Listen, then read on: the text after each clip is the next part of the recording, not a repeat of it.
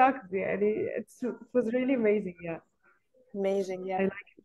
Yeah. Learning a lot. Yeah, that's Now amazing. I'm looking forward to see you, Kenny. Me too. I can't wait. I was Yeah, just saying that yesterday. I can't wait to come for that. I think in February when we're gonna do that showcase and like meet everyone. It's gonna be amazing. it will be amazing. Yeah. Kini, I love your name though. It's so creative. Thank you. Yes. Can I ask about your real one? Yes, my name is so Hannah is the only one who like calls me by my real name. I don't know like how like if I should change it at this point, but it's Jeanne. So similar to Gina actually. Like Wait, Really? whoa. Wow. Whoa. but it's like you know why like when I decided to do music, I was like Jeanne is like the Frenchest name possible, and it's not Mm. representative Okay. of like my artistry. I was Wow. like, we're not gonna do that. Yeah. You You have a know, a lot story of about people your confuse name. my name. Yeah, a lot of people call me Jenna. I'm not Wow. surprised. Or Dina. Yeah, it's a Yeah. struggle here, honestly. Like whenever I go to like a governmental facility or something, it's like always either Dina or Jenna. Like they wrote it in my driver's license actually, Dina, and I'm like, that's not me. That's someone else. It was so sad. Like I literally typed it in. Yeah, I the was like, same. wait, let me write my name. My name is Amal, and they always say Amal.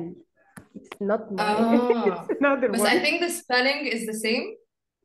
The spelling is the same, yes. So yeah, that's because Yeah. I'm loving my name in the Greek language.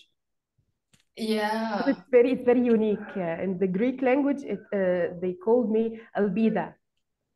Albida? Oui. Yeah. What does that mean? Amal.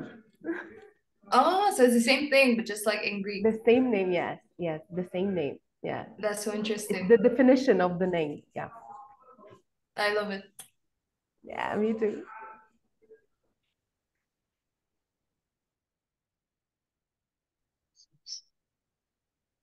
Hi girls. Hi, Hannah. عاملين ايه؟ Hi, Hala. I miss you so Alhamdulillah. much. I miss you girls too. احنا when is the next AUC session? Next 8 December Friday? ولا Next, next I Friday؟ next Friday, yeah. كلكم جايين؟ Yes. جامد. I'll see you then. Yeah. So excited. I'm looking forward to see you singing. Huh? في الأوبن في البتاع في Yeah, الأوبن في thingy open mic. open Yes, mic. yes. I'm waiting for you. I'd love to. Yeah. And please sing this song you shared with The new me last songs time. بجد تفتكري؟ What about it? يعني it's up to you, but it's really amazing. Yeah. هو I like كده it so كده much. since it's an open mic I'm thinking of like singing maybe like 2 or 3 sad songs كده just to set the vibe, you know. Yeah, it will be ممكن nice. والله. It'll Let's be really see amazing. if I can fit the schedule أو لأ. I filled the sheet. By the way, Hannah's gonna be there. مين What? Yes, Finally, we'll see you. مين is gonna be there? Hannah. Hannah. Hannah. Ooh, Wow, this will be amazing. that's a surprise. I'm Yes, it's a super really good excited. surprise. Yeah. Can't wait. يا جماعة احنا لازم نجيب لها حاجة. احنا لازم نجيب لها حاجة. لازم نتصرف. نخش عليها بساليزون. ساليزون ايه؟ نجيب لها كنافة عربي. That Hannah, I we're love the discussing. grapes. Thank you, girl. Yes, it's amazing. Thank I was you. thinking about this يعني Go for it. راستا. تعالوا نجيب لها دبدوب ضخم. قعدوا جنبها في الطيارة. اصل اكيد مش هنجيب لها اكل بس. هاي يا جماعة. هاي.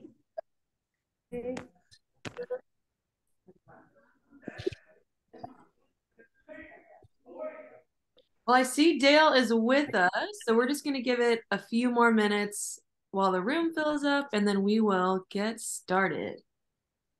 Okay.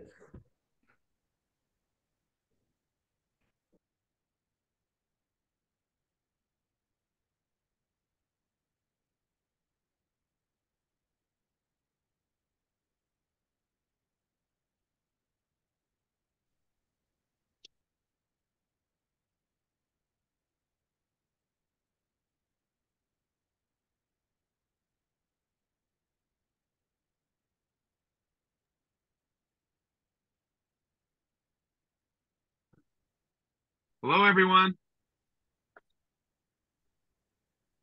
Hello. Hi. Hi. Hello. I'm just getting things dialed in here.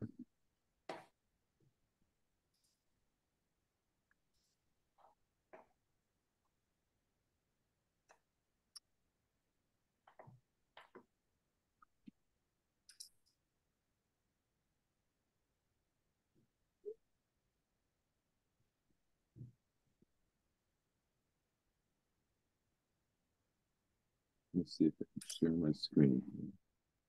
I just granted you access, so I think it should work now. Oh, wonderful. Thank you.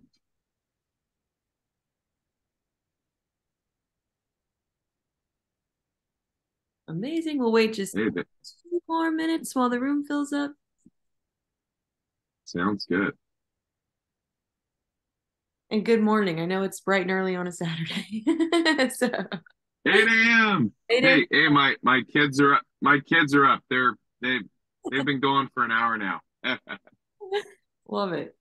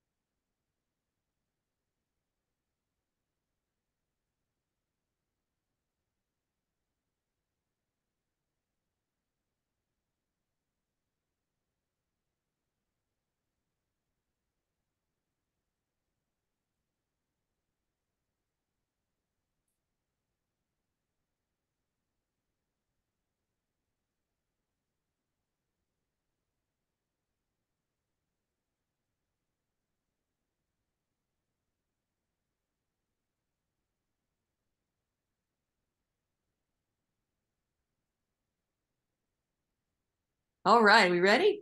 Feeling good? Yeah, I'm doing well. How's everyone? Good, good. I see some faces. All good. Nice. Okay, well, I will kick things off. Thank you guys so much for joining. We're so excited to have Dale Becker with us today. Dale Becker is a world-renowned, 4 times Grammy-nominated mastering engineer known for working with artists like Doja Cat, Harry Styles, Justin Bieber, SZA, so many. So he's very talented. We are so grateful to have him with us today. And we're going to learn all about mastering. So I know it's a pretty complicated subject, but Dale, he'll be able to really break down the basics for us. So really looking forward to it. And with that, Dale, take it away. I see you have your screen share set up, so we should be good to go. Wonderful. Well, it's a pleasure to be here with you all this morning. I'm currently near Glendale and Pasadena near Los Angeles in California. And I've been here for, about 16 years working on this mastering thing. And before that, I was a recording engineer as well as a mixing engineer and a songwriter. You kind of learn to do it all when you're here in LA. It's you kind of got to be able to do it all yourself, which is, I know, part of the program is learning how to, how to mix and how to master. And so I just commend everyone for, jumping in and learning. This is a lot to learn. It's probably like trying to drink from a fire hydrant. It's just probably so much. But I do know that if you just keep putting in the time and just keep trying, little light bulbs, start to pop off, and pretty soon you're making, amazing recordings.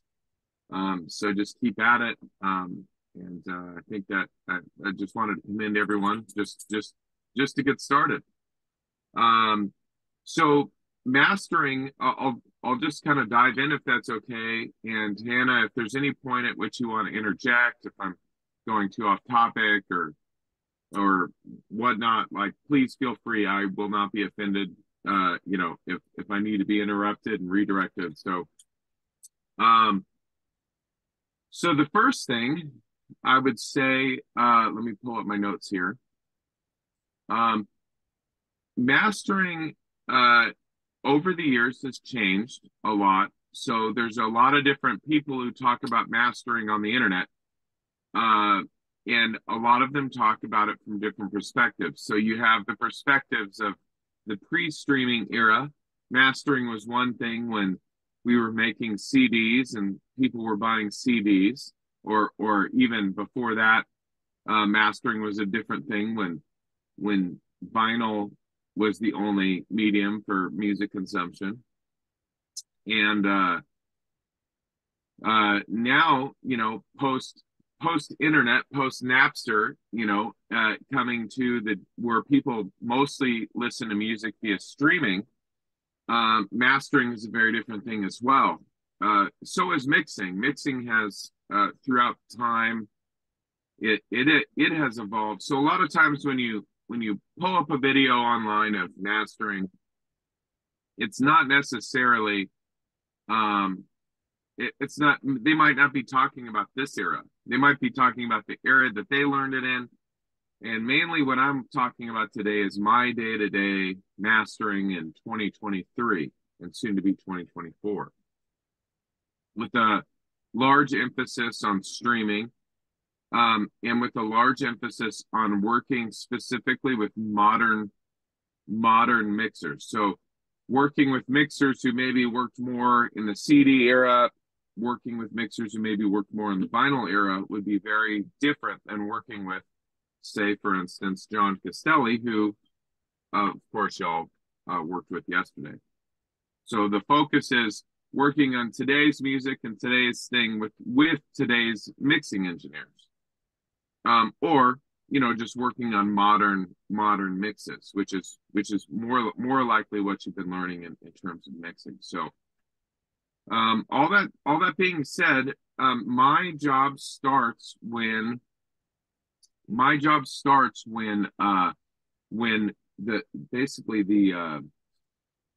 we go from the production phase, we go into the mixing phase, and then once the mix is done, and that would be when all the balances are just right, when the effects are already applied. It almost, in a modern sense, it almost is when the song sounds pretty much done. So if the mix doesn't sound pretty much done, if you couldn't release the song as is and be generally happy, it's probably not right for mastering, or it's not ready for mastering. The music that I receive pretty much sounds done. In fact, a lot of times people release music unmastered because it sounds pretty much there. My job is to take an hour or 90 minutes and apply everything I have from a technical perspective, but also taking I have my niche is hearing something that sounds pretty much almost done and finding the little 1%, the little 2% thing, sometimes 5%, and sometimes people think I've totally reworked something, but that's less common. And find that little 2-3% and elevate the final product. So when John Castelli finishes a mix, it sounds done to most people, and they're like, why don't we release this? And then he's like, no, please send it to Dale. And what I am, along with the 2 and 3% guy, is I'm also another set of ears. John and other mixers, they're dealing with a lot of volume, so they're mixing a lot of different things and a lot of different styles. And it's oftentimes, once you're done mixing and once you're done producing, it's good to send it to someone like me who has a totally fresh perspective and who has this very particular workflow that I'm going to show you today. And that will be, and we'll go through it. And then, so we're the final perspective and we're looking for the final 1 or 2%. So with that being said, if you go over to the screen share, I'm not sure if you guys are looking at, if everyone's looking at me on the screen, but I would recommend you go over to the screen share at this point. This software right here is it's a mastering software. So it is specifically, it does mixing as well and does recording, but this PureMix, it's a more specialty software. You'll notice that a lot of mixers use Cubase and they use Pro Tools, Logic, Ableton. None of those have the specific set of tool sets that I need as a mastering engineer. And mainly what this allows me to do is prepare songs for labels, for music labels, and with the proper metadata and everything. All that being said, what I'm going to do, one of the most important things in the mastering process is listening to, so we're not only listening to music that we're not only listening to the song we're working on, we're not only listening to the project that we're working on. We are pulling in part of one of the biggest things in mastering is comparing other released music to the thing we're working on. We want to hear what's working out in the marketplace right now. We want to hear what people are responding to. And I'm just going to pull in a couple of random things. I got, 24 Karat Magic by Bruno Mars. I got On My Mama by Victoria Monet. Let me find 1 or 2 more. And I'm not talking about just things that are doing well right now. We want to find things that we want to reference things, and I would recommend everyone on this panel to have a folder full of 5 to 10 songs that become our target. They become our kind of like our small group of songs that we love the way they sound. We not only love the way they sound, but we know they sound great streaming. We know they sound great in the car. We know people resonate with the songs. We know they've performed like we want our songs to perform. So all this to say, like, we're not necessarily picking things that we did before. We're not looking forward to things that we really love, that a friend did or something. We're looking for things that have, massive streaming success, maybe even Grammys, maybe even, you know, we just know that this resonated out in the public. And so I'm going to just pull in a couple things to reference before we get started of things that I like the sound, and it resonated out in the public. And I'm going to get one more thing here. And Dale, would Give you me find us one what the more. name of this software is? Yes, this is Pyramix, and Pyramix is made by Merging. Now, I will say that you can master your own music. You don't need this software to do what I'm doing. All of these things are applicable. You know, all of the things I'm doing with the plugins are all accessible. In fact, probably most of you have the plugins that I have. The reason I have this software is because I interface a lot with music labels, and I need to make deliveries to their specifications for albums and metadata and whatnot. Now, if you are working on a project, and if you're working on a project and you don't have this software, even if you're working with the music label, do not worry. You can do all this in your own software. There might be some metadata things or two that you can't do, but I'm sure you can get it across the line. So I just don't want anyone to think, oh, I don't have that software, I can't master, because that isn't, you know, that's not what I'm trying to say. It's just, if you plan on becoming a professional mastering engineer and doing this every day, and working like I work, yes, you know, please try to get this software or similar software. There's a couple other ones like Wavelab, or there is Sequoia, which is also kind of like Cubase, and you can dive in. But you could do everything I'm doing that you need to within Pro Tools or within Logic. So I'm just going to pull in one final thing here. Give me one moment. My apologies. I'm just going to pull in one SZA thing. There we go.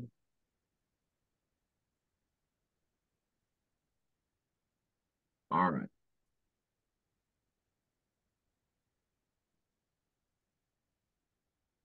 Go.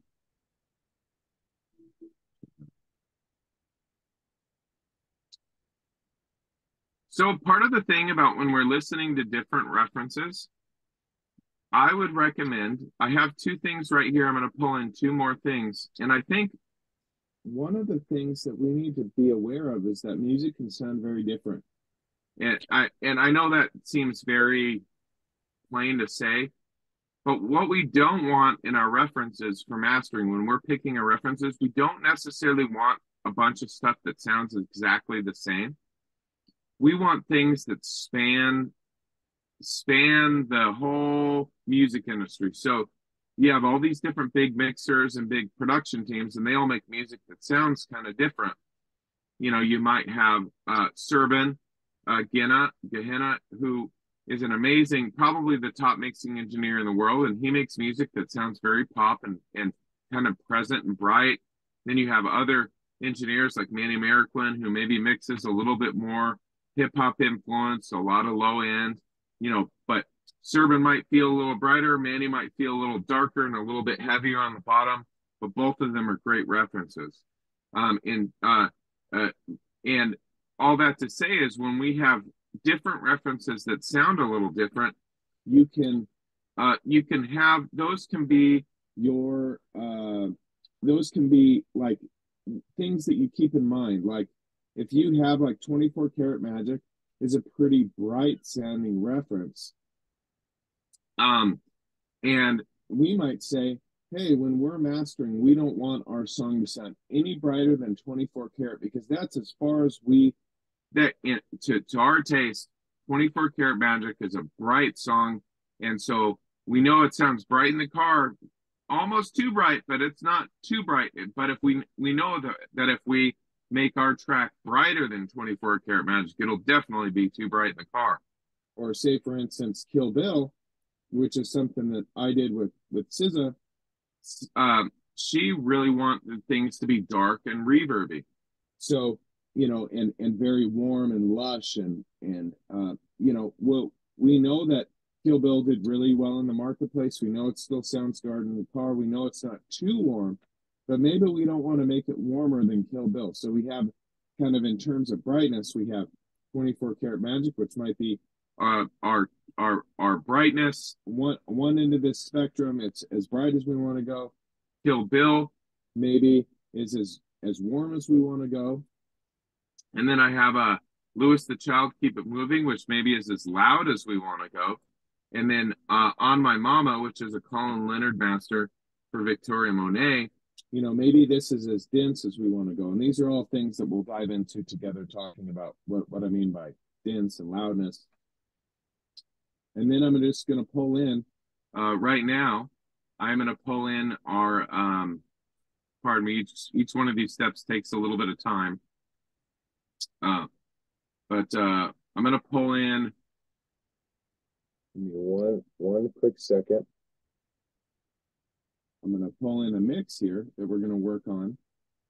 And pardon me, just finding a song. My computer's running a little slow this morning. Sometimes it does that, and I just have to have patience with it. Pardon me.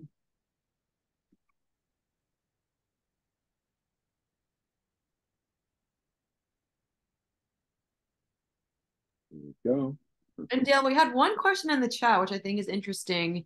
Yes. Maka asked if there was a metaphor for mastering's role, what would it be? So if you can think of mixing as being done for balance, what would you describe mastering's role as? Well, if I were to use a food analogy, which I think works pretty well, you know, food analogy is really good because it's kind of like we've cooked, we're in the final state. I mean, every analogy breaks down at some point, you know, but we could use cooking as an analogy, because cooking, you know, when we're throwing everything in the soup, we've heated it up. It's looking like it's ready to eat. You know, the soup, all the stuff's in there. The meat's in there. The vegetables are in there. They've already been cooked to the, you know, to the temperature and to the, you know, viscosity and the texture that we want. And, you know, we'll say mom has cooked this giant pot of soup, and she tasted it and she really liked how it tasted. She could serve it right now and everyone would be happy.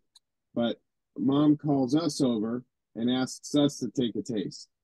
And we take a taste, and then we're like, hey, mom, that could use a little bit more salt, or that could use a little, could you throw a few more vegetables in there? Basically, we're a second taster, and we are trying to elevate the soup, if that makes sense.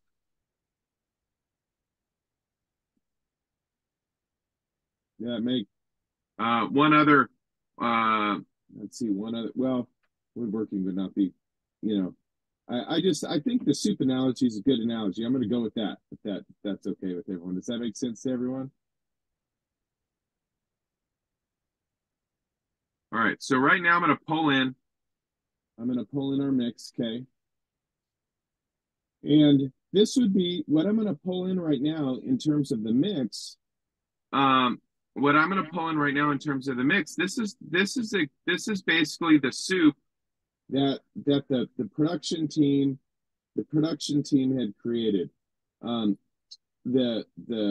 know, everything's ready to go, and this was exported from the mixer software. And let me test that we have audio. Second here. So give them to grow and just give them space. Do you hear that audio? I could turn it up as well. Does everyone hear that? We can hear it in the muffled room. I think there could be a way. Actually, the whole sound is kind of bassy, like like your recording and because of the two mics. Yeah. Well, shoot. well, let's see. Let me see what I could do about that. I might try to talk. Maybe I'll talk and stream at different points. So that because I think it's being picked up on my mic and the stream. So, but basically, what we're doing with this first song, yeah, I think it's because the audio is going through two things at once. So we've been sent this mix, this mix could be from a mixer, it could be from a producer, it could be from a it could be your own mix. You might have mixed this song within Logic. Now you're pulling it into a mastering session, which I would always recommend doing, even if you're going to master your own song. I think it's important to pull it out of the current session that it's in and have a mastering specific session to where we could pull in these references. We're not tempted. We're taking a step away from the mix session.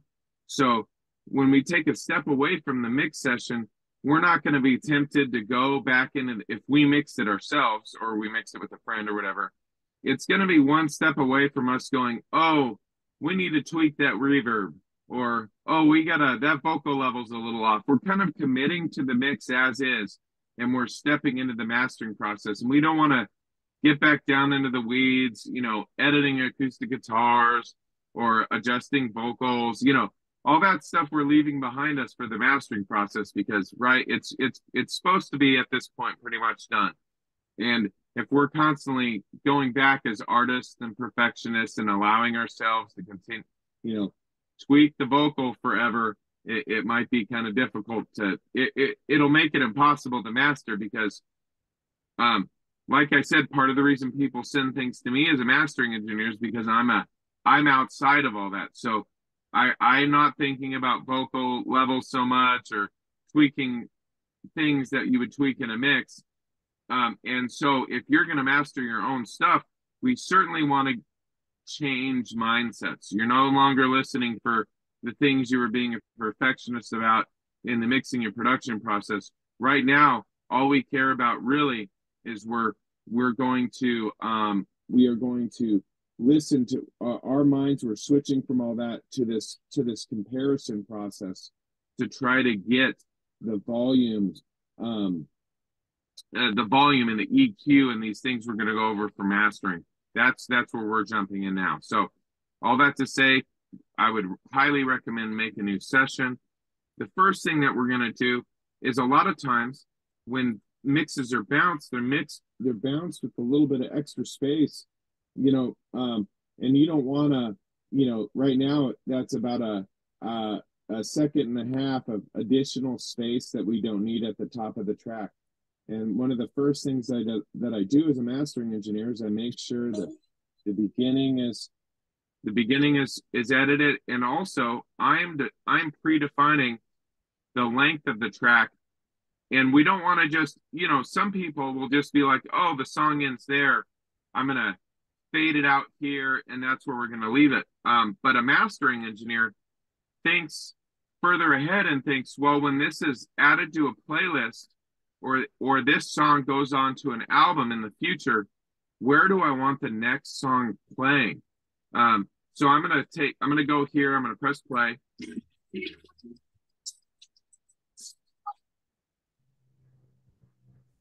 And I think the next song should start here. Like whether it's a Spotify playlist or whether it's on an album, that's where I think the next song. So when we're fading the end of the song, we need to be thinking about where the next song should begin, not just where we want to fade it out. So that I think is an excellent song gap at the end. So we've done our fading. And the next thing we're gonna, yes? Just a heads up, we can't hear anything. Oh, okay.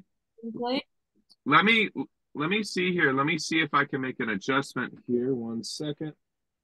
Okay. Give me 1 second, everyone. I'm going to close out this session really quick, and I'm going to see if I can adjust the, let's see, share sound.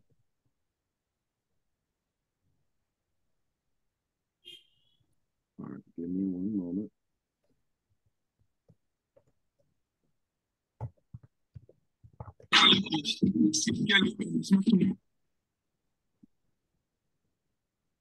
Let me pull my headphones off really quick.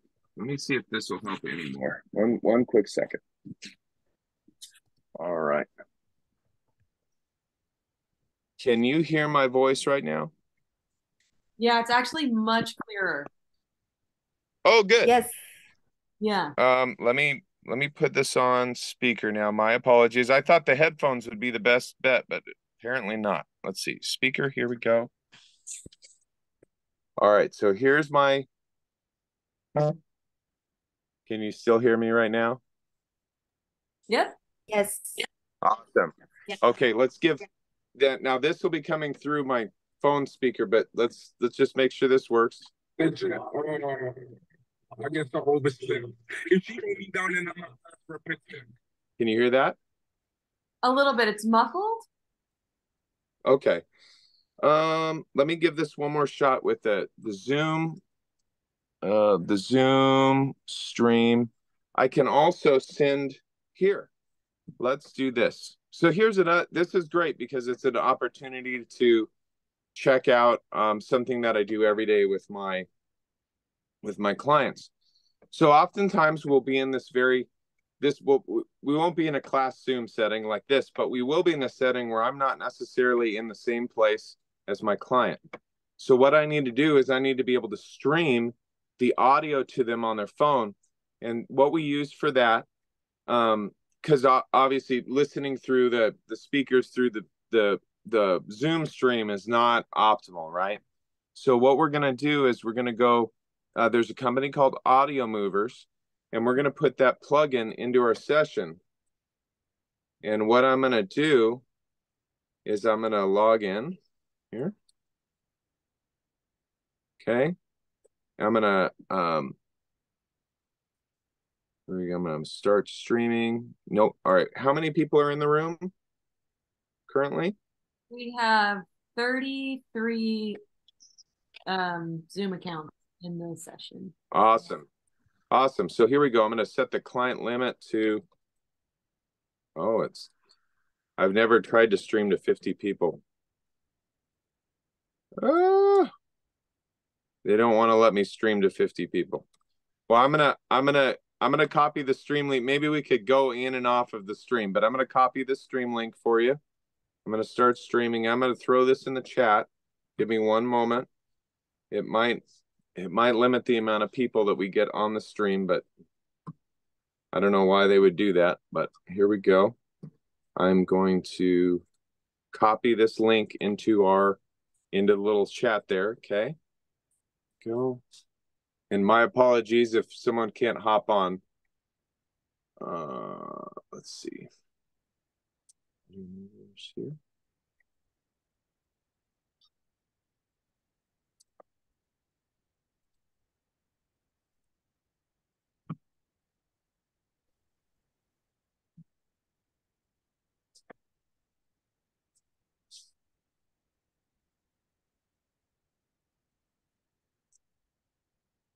This is just one of those things, I guess, that would be lovely to have you all over to the studio one day.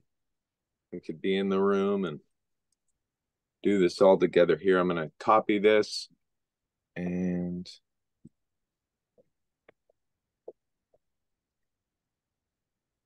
I'm accessing the chat right now.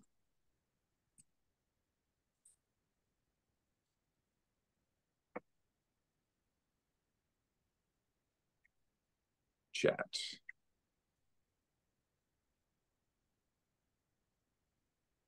All right. So if anyone wants to hop onto that, I will be streaming audio on that link. I guess I'm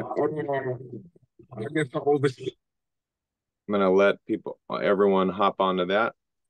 And all right. So I have this mix. Like I said, it's sounding like it could already be, this could, awesome, we're on.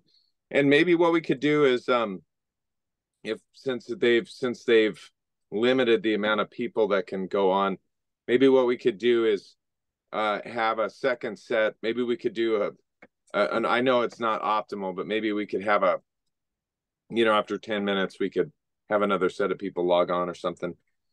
But basically what I'm going to do, the first thing I'm going to do when I master is I want to be as, I want to be as, I'm not here to like, be like, oh, this sounds good. A lot of mastering engineers can start listening and in 3 seconds they're like, oh, this sounds good, this sounds bad, you know, I would change this, I would change that. I don't listen like that on the first pass. The first thing that I do is I just listen as if I'm listening, you know, as a consumer.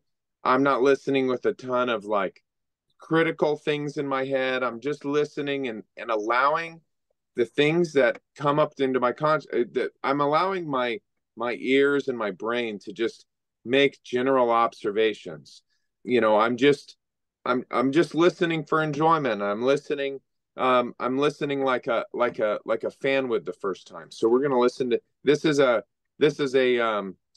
uh, uh, uh, uh, this is a mix from an artist named Stormzy that I work with from the UK. And so we're going to press play here.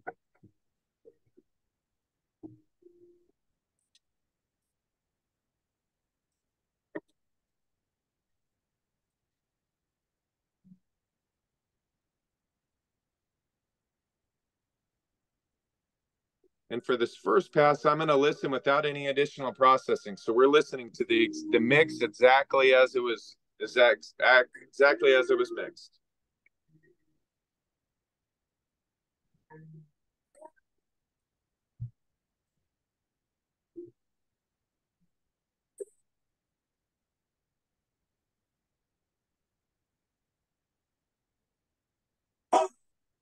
It's a bigger operation.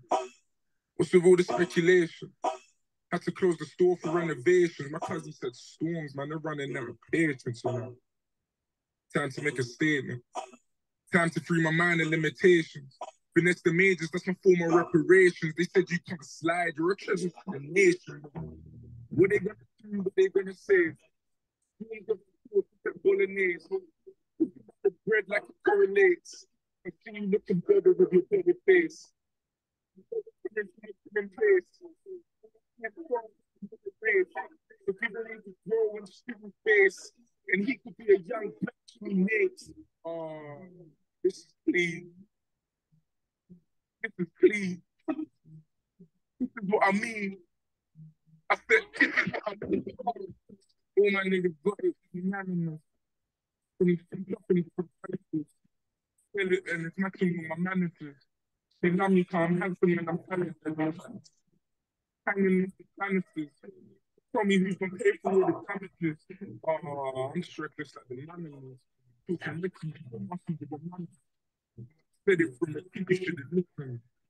All right, so we have this beautiful song.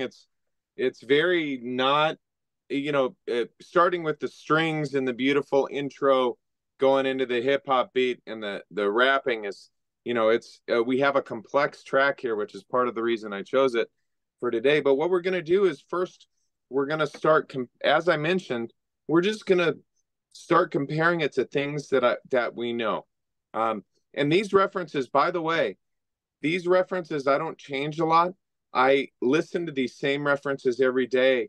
And I would recommend you doing the same. You don't have to listen to the whole song every day, but part of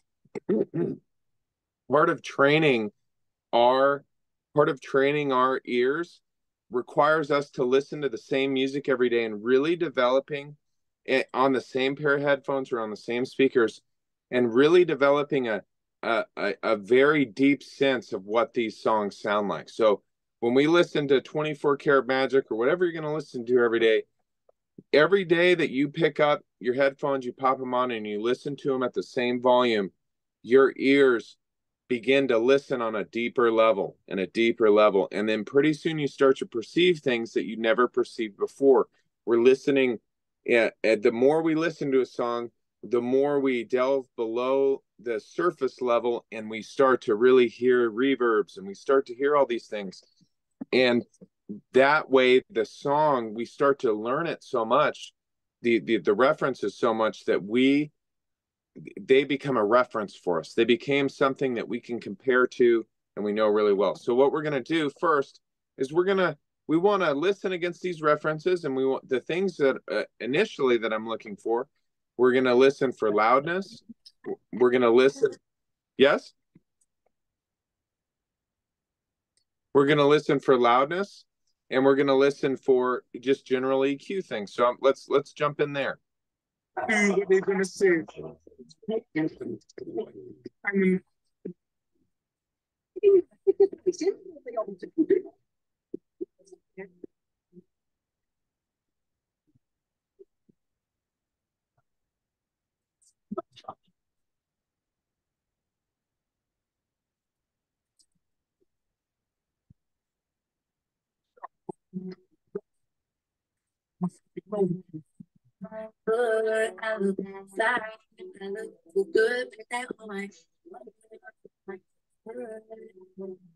The time I said, after your days.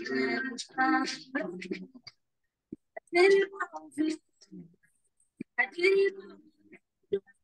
Harry Styles the way I find that shit.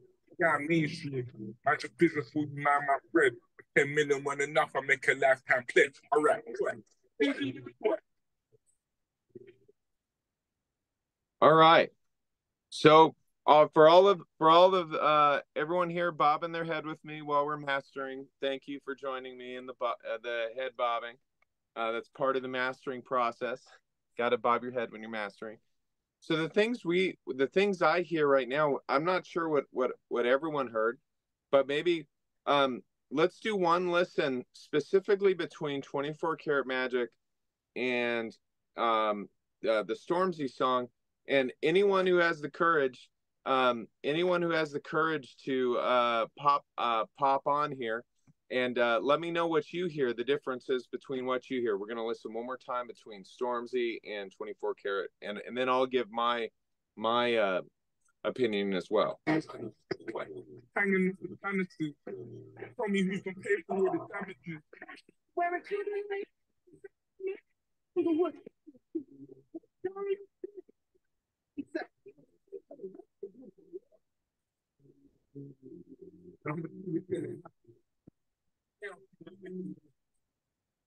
Pretty girls are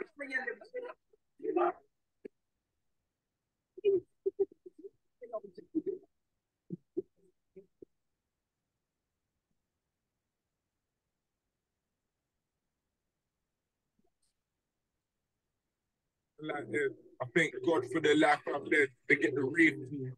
I heard this. All right, so Zena, if that's how you pronounce your name, that is perfect. Zena mentioned that the treble and the snares are higher and the bass is more dominant in Stormzy. That is an excellent observation. That is an observation that I would make myself. Thank you. And yeah, that's good. That's good. Those are the sorts of observations where we're not saying good and bad or better or worse. We're saying the treble's a little bit higher, on 24 Karat. The snares are a little higher. The bass is a little louder on Stormzy. So this is the point at which we need to, as mastering engineers, we know 24 Karat Magic's is on the bright side of things. We know that this is what I mean on Stormzy. The low end for hip hop is maybe a little bit more important than it is on this specific Bruno Mars track. But all that being said, we know that 24 Karat Magic sounds great everywhere. So the first thing that I might look into doing to this mix is just not taking it all the way to the brightness of 24 Karat Magic, but we're going to take it 20 or 30% of the way there and see what happens. So the first thing that we need to do is we're going to open up an EQ. And this is a limiter actually, but I'm just putting it there so we don't have any distortion. Then I'm going to go to an EQ here that everyone should have this, whether you're a mixer, mastering engineer, or producer. This is FabFilter Pro Q3. You might have seen this in John's stream yesterday. This is a wonderful EQ because, and I'm just going to take a moment to show you this EQ because it makes it really easy to it makes it really easy to find frequencies. And let me show you what I mean. So if we say, for instance, if we want to add high end, which it looks like we want to do based on the group chat, we're going to press play.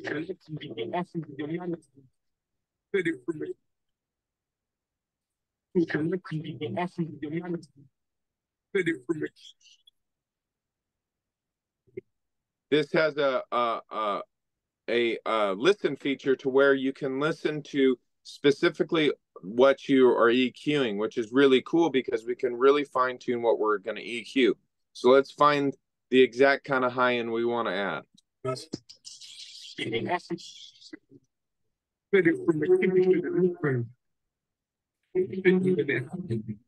I know not everybody is able to get on the streaming link, so if it's possible to take a few seconds for people to switch, that would be awesome. Yes, yes. So how many people aren't able to access the streaming link? I see Sahar, Martina, Molly. And like I said, I'm sorry about that. I'm not sure why that limit's there. Okay, I think it's 5 people who need access. So for those who couldn't access, if you could try to hop on now. Well, and also let me see if I can add a second. Let's try to hack this here. Maybe I can create a second link. Let's see if I break the whole thing. And it's not a situation the output to Zoom audio, right? You know, because it's a studio software, it's not letting me have it. It's not letting me select that as an output, Zoom audio as an output for some reason. But I just added one more link. Let's see if that works. Oh, I might have just hacked the whole thing. All right, give that second link a go.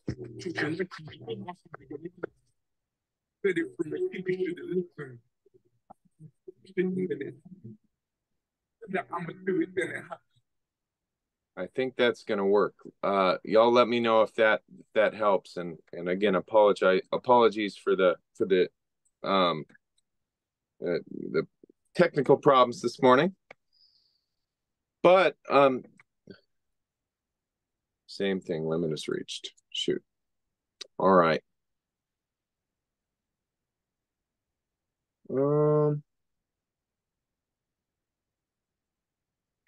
All right, so I'm going to remove that second link. Connect to clients.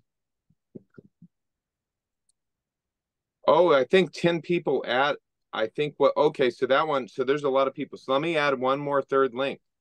Maybe that's just what happened. Let me add one more third link, and maybe that'll get us up near 30 people listening.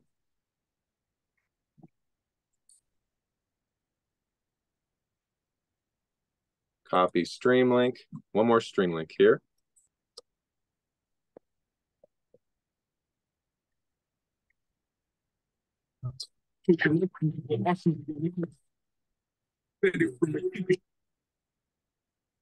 Well, I'm gonna continue. I'll continue to talk about a lot of these things. It's maybe a little less of like specifically what we're. A lot of these things, even if the audio is a little jumbled, the concepts will still apply.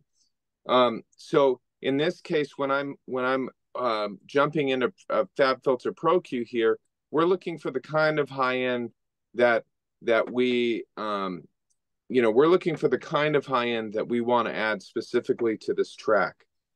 So a lot of times when we add treble in a car, it's a lot of high end. It's not just the tippy top, which is what we might consider called the air, or maybe something like this would be affecting more vocal brightness and hi-hats, and then this would be brightening the presence of the track as well. And when we're listening to the Stormzy track, let me try one more thing. I'm seeing the chat here, and let me give one more shot at sharing the last time it wouldn't let me share the output of my studio audio.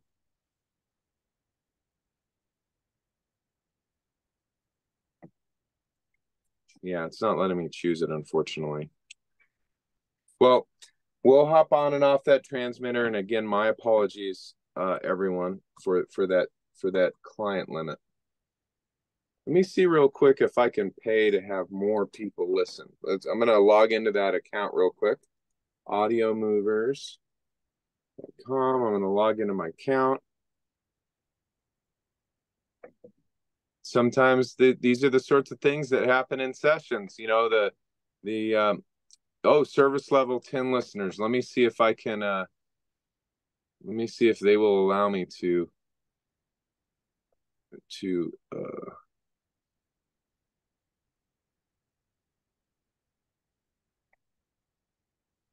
and a lot of times things like this will happen, will happen right in the middle of a session. Something will need to be, there'll be a problem that's, on a stream or in person, and the engineer will have to figure out a way to, make the, try to get it figured out for the artist. And so that's kind of what we're doing right now. I'm looking pricing here.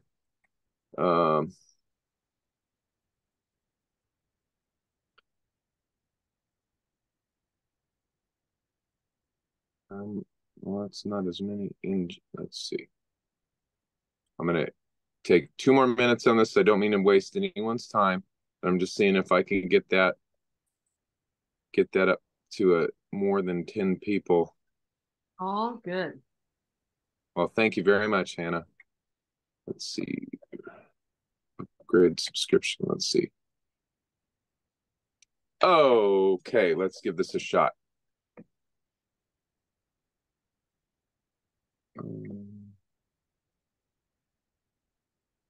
Listen to Pro.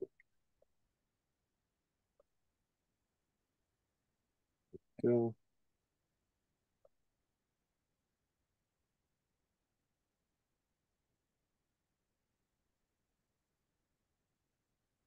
All right, I'm going to reopen this plugin. I just paid some people some money. Let's see if they allow us some. There we go. Let's see if they let us have more listeners now.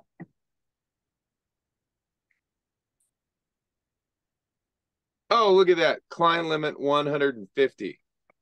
Okay, I'm going to copy the stream link. Here we go. Okay. This is a good moment, because a lot of times, one of the things in mastering and mixing, a lot of times people will bring in a session as a mixer, and they'll have a session, and they'll be using a plugin that you don't have on your system, and that will be the moment where you're like, well, either I'm going to buy this plugin and add it to my computer, or I'm not going to be able to work on this project. And so a lot of times this happens. We just need to make these little upgrades to our machines to be better situated for the moment. And so this is a good example of that. So I'm going to start the stream and see if that helps. Tell me who's going to pay for all the damages. I'm sure this at the moment.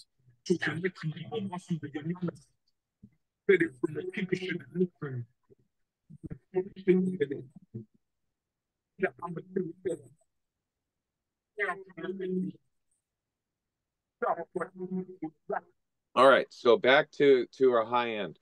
So a lot of times, like I mentioned before, there's different kinds of high end, and that's where we're really, when we start getting out of the production phase and out of the mixing phase, we're becoming way more fine-tuned with exactly different kinds of high end. We're not just adding general high end. We might be adding here's like some air kind of high end, which is super high.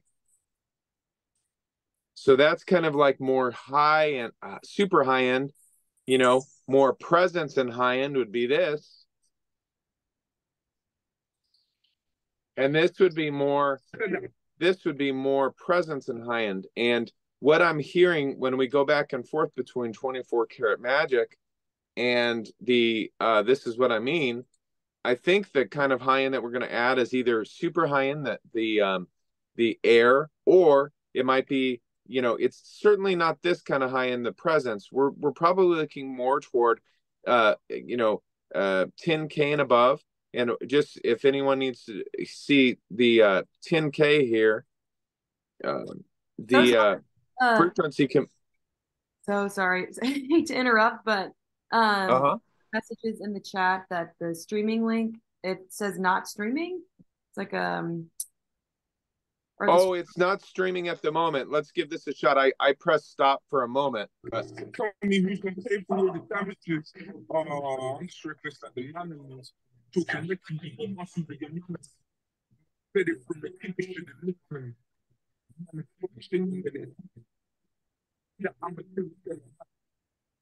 I am gonna. Tell me who's going to pay for the damages. I'm strictly at the anonymous. Boom. Thank you for that. I appreciate that, Hannah. And here's a great mastering tip. If you're going to stream audio to everyone, make sure to start streaming. That was on me. Okay. Thank you, Hannah. All right. So yeah, so I just forgot to press this button when I opened up the new link.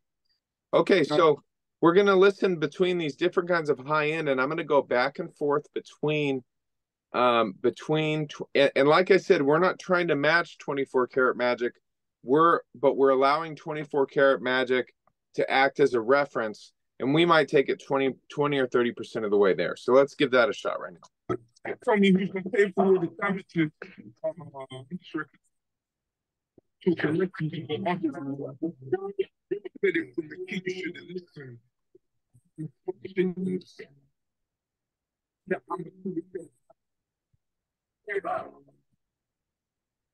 Pretty good.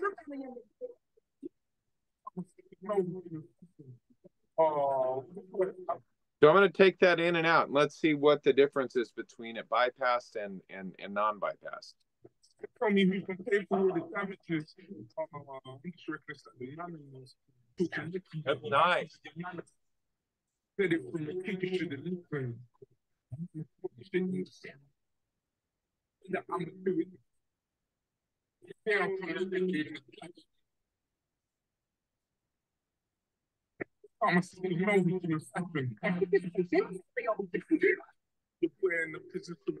All right, so that's a nice amount of high end. The next thing I'm hearing is that maybe the Stormzy track that we're working on needs a little bit more volume overall. So what I'm going to do is I'm going to add another third of a dB here. This right here is our limiter. This is basically preventing, as we turn a track up, like say for instance, if we turn this track up without any limiter and we just turn it up past 0, we'll see over here that it's going to cause distortion. So the limiter helps us prevent distortion. And we'll see it. If you watch my cursor, I'm realizing that I'm pointing at things that you guys can't see. I'm pointing at, but I'll try to use my cursors here. So right now, this plugin right now is adding a half dB of volume, but it's also preventing it from distorting here by stopping it before it hits 0. And I'm just going to move a couple knobs here to show everyone how we can add volume to a master without adding too much distortion. Tell me who's going to pay for the damages.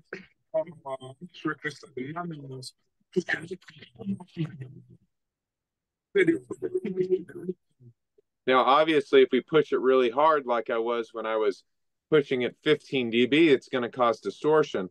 But if we just need to add a little bit of volume, you know, say 1.2 dB, it's going to actually be really nice and clean. Let's listen to that. Tell me who's going to pay for the damages.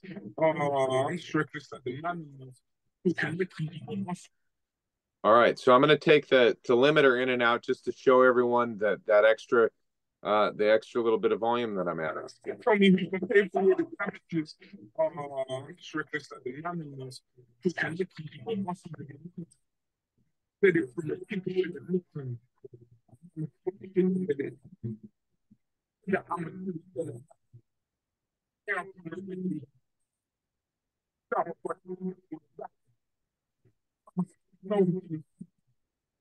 So as you can hear, that's adding a little bit of volume, which is nice. What I'm going to do is listen specifically to some of our other references.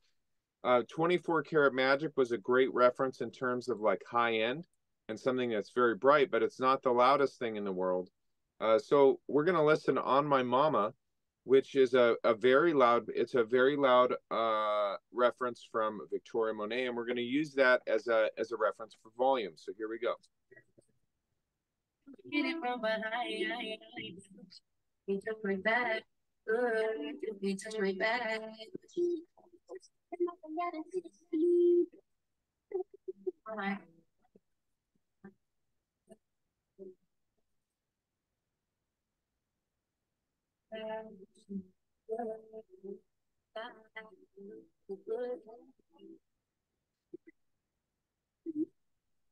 All right, so what that tells me is that the Stormzy track, we might need to add 2 limiters, and so the reason we would add 2 limiters, and this will happen when you're mastering yourselves, sometimes you need to add more level than 1 limiter.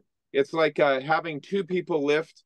Like if you're lifting a heavy piece of furniture, it could be really super heavy if you try to lift it on your own. But if you need to, if you have a friend, we can lift the thing together. And so we're going to find this limiter a friend. So this limiter, when it's lifting it on its own, it might hurt its back. So we're going to find another limiter, and this looks the same. It's the same plugin, but we're going to use it twice. And so this one is on a punchy setting. This one's on an aggressive setting. So punchy and aggressive are going to be the 2 friends that help us lift this track to our higher volume.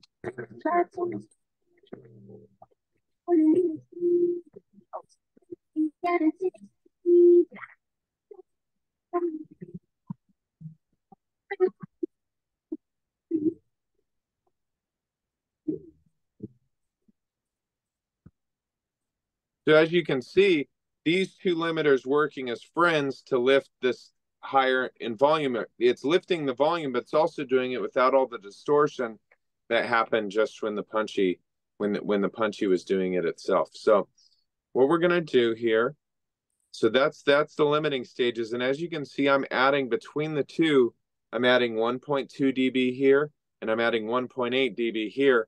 So we're adding 3 dB to this mix, which is at the mastering stage, 3 dB is a lot. But this Victoria Monet, if we're shooting for that volume, that's going to be about how much we're going to need to approximate the volume.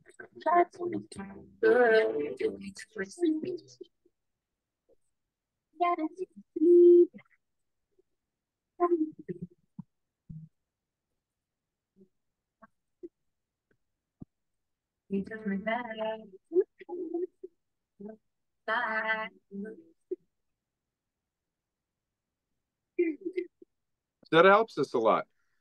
So we got our volume up.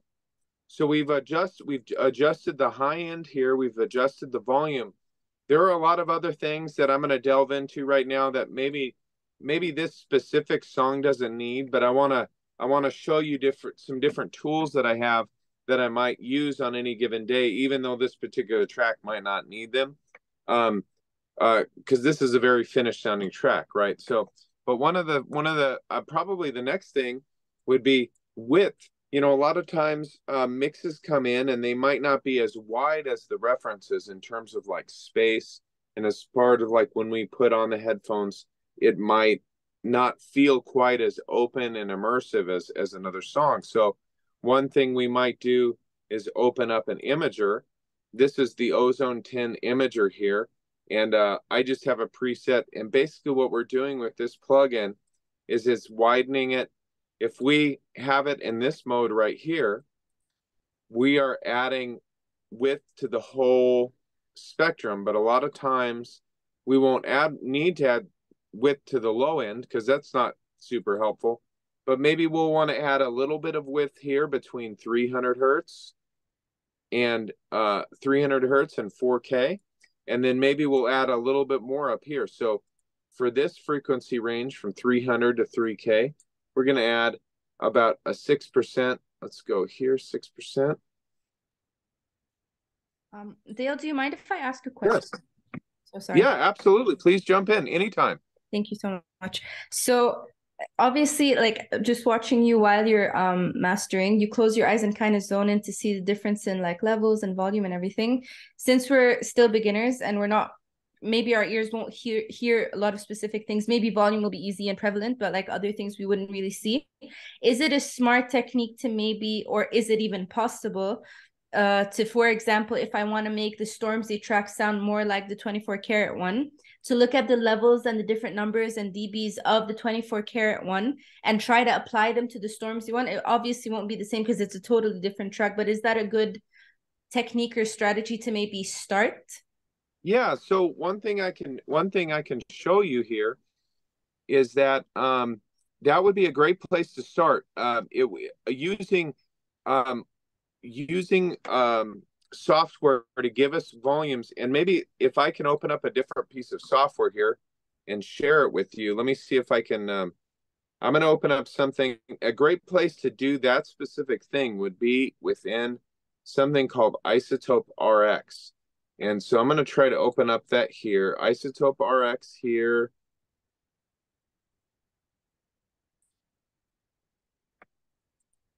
Okay.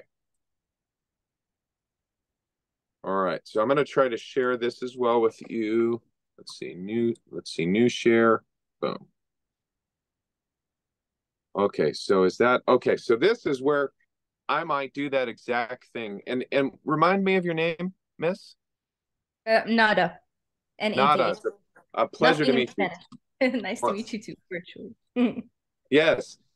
So what I'm going to do is, to that exact point, if like just from a volume perspective, we can use numbers definitely to help us. So what I'm going to do is I'm going to pull in 24 karat here, if my computer will let me.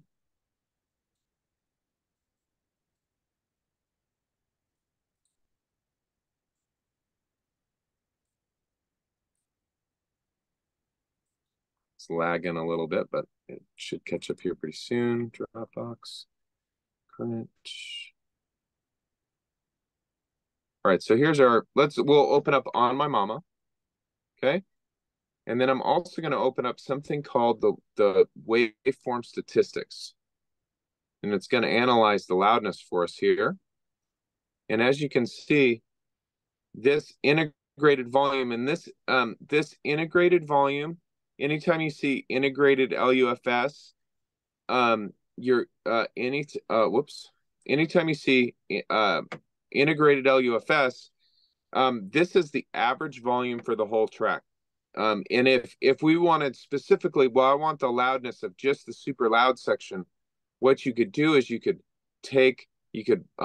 select just the loud section, and it'll give you.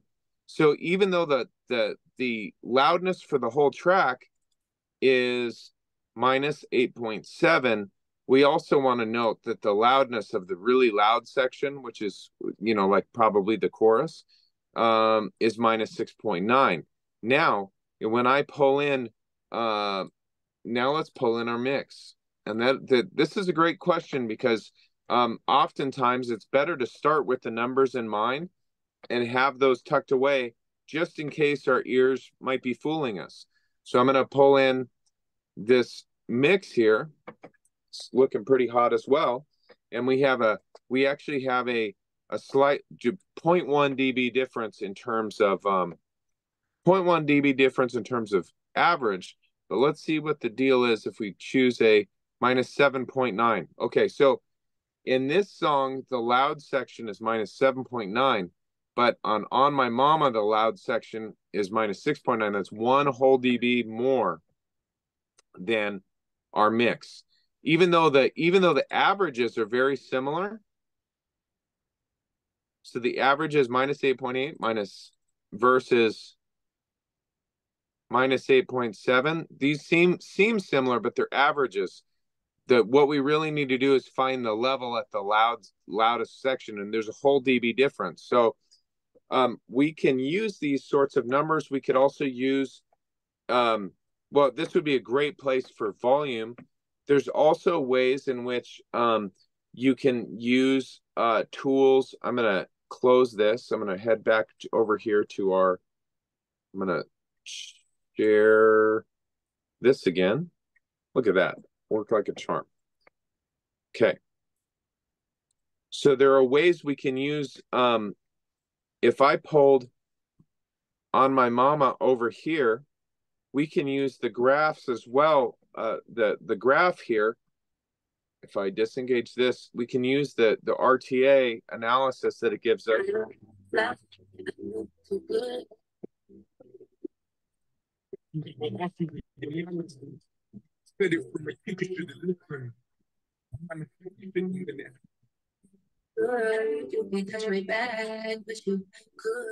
So when I'm looking at those two things, and I'm stopping this stream just so that I could talk over them.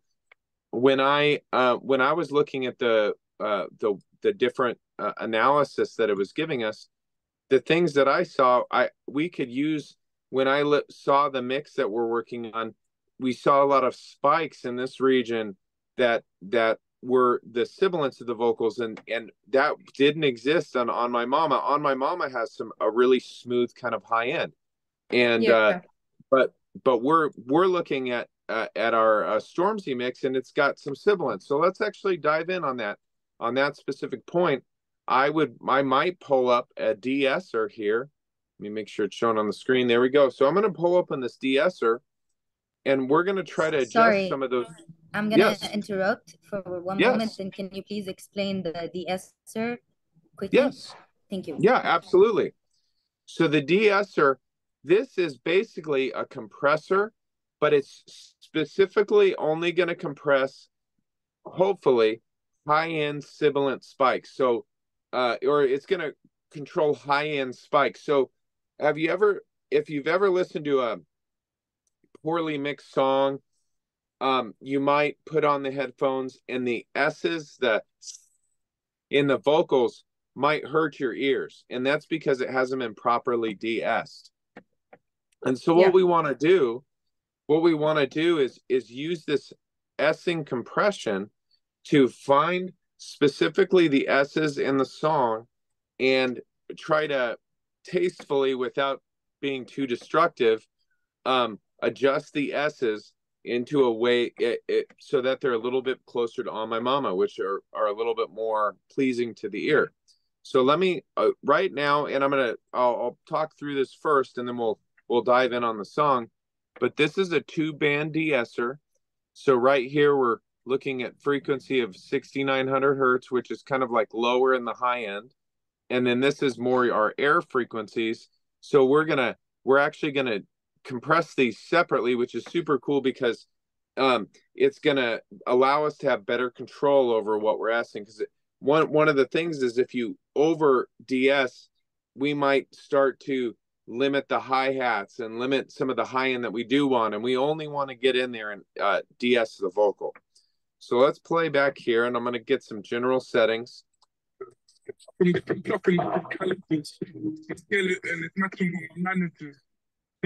So right now, when you look here, you'll see that it's de-essing a lot, and we really only want it working mostly when those high end sibilant spikes are hitting us a little harder. So let's dive in on that here. So I'm backing it off.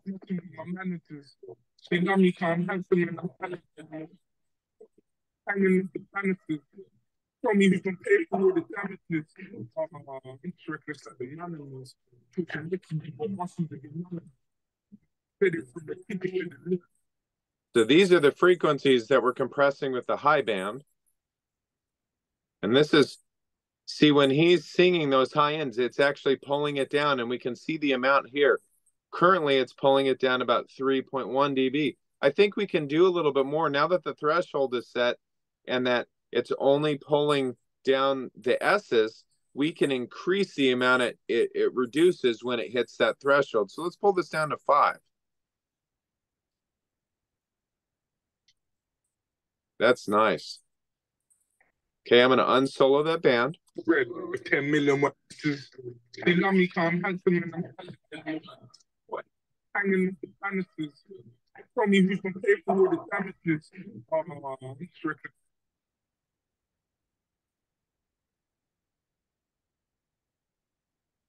Nice.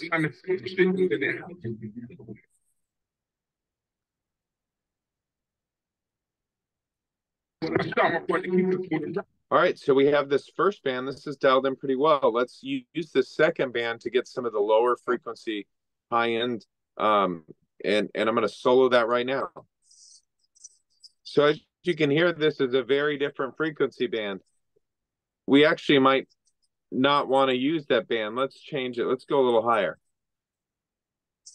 Here, this frequency band, we're hearing a lot of hi-hat, and we don't necessarily, the hi-hat doesn't need to be controlled.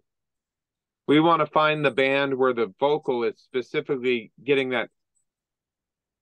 So let's pull it up.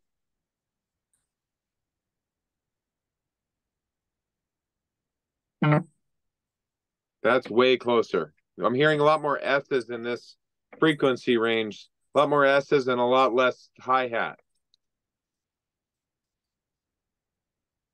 Okay, so now we're going to set the threshold. Right now, it's currently not doing anything. The band that we're working on is doing 0 dB. So let's get it at least doing more than 0 dB. So we're going to change the threshold, and we're going to look for this right here to start. Yep, there it is.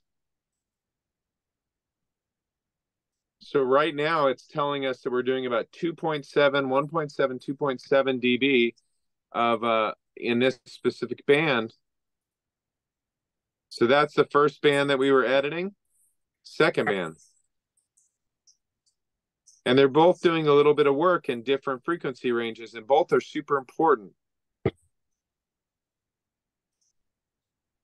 All right, let's take a listen to it with both of those unsoloed. And then I'm going to take this might be a little difficult to hear over the stream, but I'm going to take the plugin in and out, and we'll see if it's making a difference in taming those frequencies. They love me, calm, handsome, and hanging with the banisters. Tell me who's gonna pay for all the damages. Oh yeah. So one of the other ways we might look at this is this will allow listeners to turn up allow listeners and the producers and the artists to turn this track up louder in their headphones without pain, because a lot of times those sibilant frequencies can be kind of painful, huh? So that was a great question, because using things. So we basically used in our EQ, we used the analyzer to help us realize that we had sibilant problems. We saw the analyzer shooting up here, and we used the de-esser right here to adjust that. There are other, let me show you a couple other tools when it comes to software that can help us in that way. There is a plugin over here. If we go to Isotope, which they make Ozone, there's this thing called Match EQ. I don't use this because I don't use this only because I do this. This is what I do every day. But as a starting point, as a new mastering engineer, you might decide that you want to use a tool like this to help you get it in the ballpark. And what we're going to do in this case is we're going to have two different source materials. And say, for instance, if we wanted to apply the EQ of 24 Karat Magic to the Stormzy mix, which would be a terrible idea, but let's just do it for fun, right? I just want to show you how this specific tool works. So we're going to capture 24 Karat Magic. So we're going to press this, and then we're going to press play.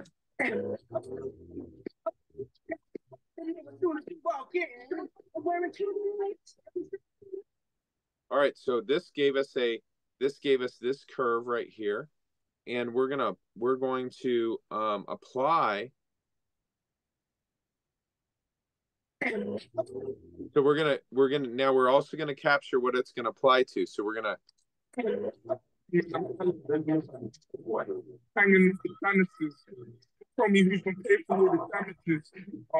all right, so as y'all can see, when we listen to the Stormzy thing, just as we talked about earlier, this super high end doesn't exist much in the Stormzy master as it does in the 24 karat master.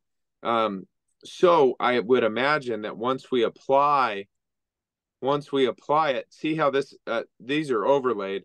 You can see how Stormzy is much lower here, but also much hotter in the low end. So exactly what I forget the name of the person who mentioned, but the low end is hotter on Stormzy and the high end is lower.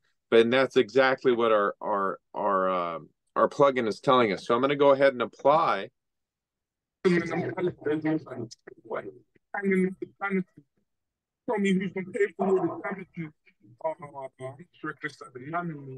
Which it's doing is so right now we're that if we want more correction, here we go.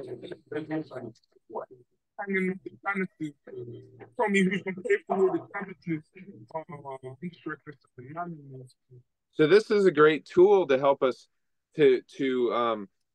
help us bridge the gap between the two mixes, and we can use the amount of fine tuning and smoothing would be. This gets the more smoothing, less smoothing we use. As you can see, it gets way more specific. This might cause things to sound a little crazy. So 50% smoothing or just keeping it real general in this plugin. See how it gets more general as we get more smooth. The more general that you are, the cleaner this effect will be. This will get more specific and get us closer, but can also cause distortion. I mean, the line itself looks distorted. So this is a great plugin for that. I'm really glad you asked. I'm trying to let me see if there's any other things that are kind of automatic that can help us.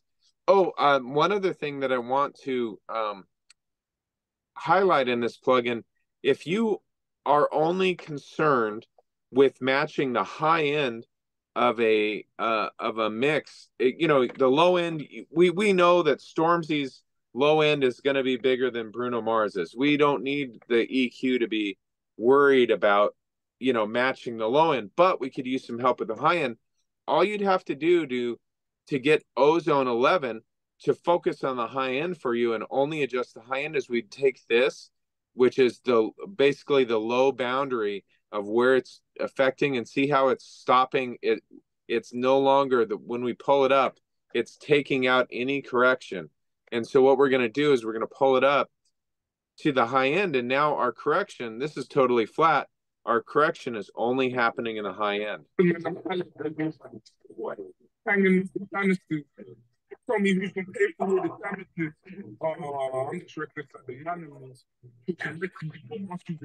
So that's a really, really cool way to get us in the ballpark of a master. Another thing is just this could also be a really effective tool if you're currently mixing a song and you're really liking the mix, but it's still very far from your references. I might use this in a mix as well, just to get us closer to our, the things we're referencing. So I think that's enough on Match EQ. Does anyone have any questions on Match EQ? That was great. I don't.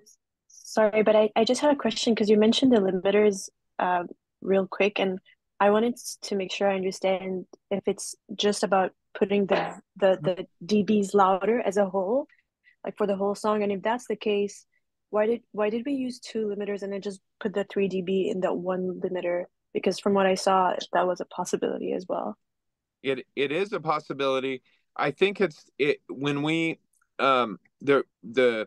it's the same concept as when if we have, like, say for instance, this one limiter, if it's lifting, we use it as a lifting analogy. So when we lift something that's not very heavy, 1.2 is not very heavy, so this limiter can lift it without much distortion and without much impact to the sound.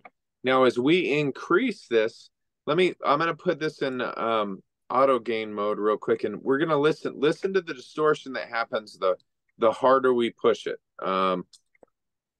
So I'm gonna turn it up. It's not gonna get any louder, but you're gonna hear the effects of the limiting.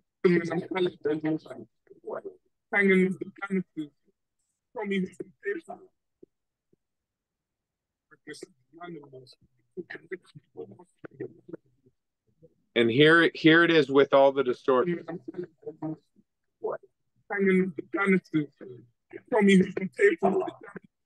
So the harder we push it, limiting essentially, if we limit too hard with one specific limiter, it can cause distortion after a certain point. So if we need to do a lot of limiting and we need to add a lot of volume, like say for instance, we don't need to lift something light, we need to lift something heavy, which would be like 3 dB. Oftentimes it's good to lift it with two separate, it's like I mentioned earlier, it's easier to lift a heavy piece of furniture with a friend. So these, if we view these as kind of like two friends lifting 3 dB together, one of them's lifting 1.8, one of them's lifting 1.2, they can do that together without causing a lot of distortion. Sometimes, that being said, sometimes you're able to do 3 dB of limiting with one. Like say for instance, if I used let me pull in a different mix here and let me show you a case in which we could do 3 dB of limiting without any problems. Give me one moment. While you pull it up, also, I just want to follow up that question with the fact that I feel like a lot of studios does give us our mix already limited just so we can really hear it and so things are obvious. And in that case, would it be okay to give the limited version to the mastering to like enhance it even more or not? Yes. So oftentimes when you get ready for mastering, sometimes the mixer will pull a little bit of the limiting off to give us what is called headroom. But a lot of times if you really, really like the way something sounds, I would recommend just sending it with the limiting. It just depends. You just really want to make sure if you're getting a limited mix from the studio, as the artist or as a producer or as the executive producer, if you're going to send a limited mix to mastering, I would really listen carefully for distortion. And if you're hearing any distortion or any breakup or any things that you don't like, maybe it'd be a good idea to have them send both the version that you like, but then maybe a version of that with slightly less limiting, so that the mastering engineer could try to come up with the same amount of volume, but without maybe the distortion that you're hearing.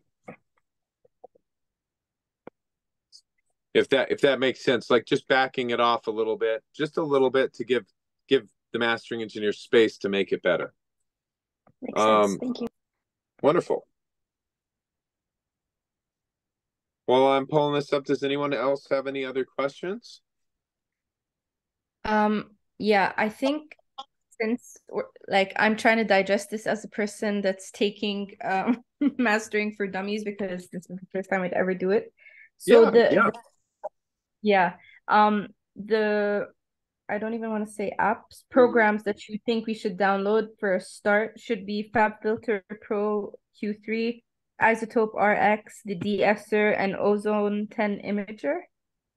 Yeah, I would say if there's one thing to start with, let me show you. So these are all, there's a lot of different things going on here. If you can buy one plugin, if you have to start with one plugin, I would say the most complete version, the most complete set of tools that you can buy for not a lot of money, and I think there's even an academic discount, would be Ozone 11. So let's open that up and let me show you what the full suite looks like. Isotope 11. So all of these are all of the separate plugins in that these all come with the one bundle, and you can open them all up in the same plugin here.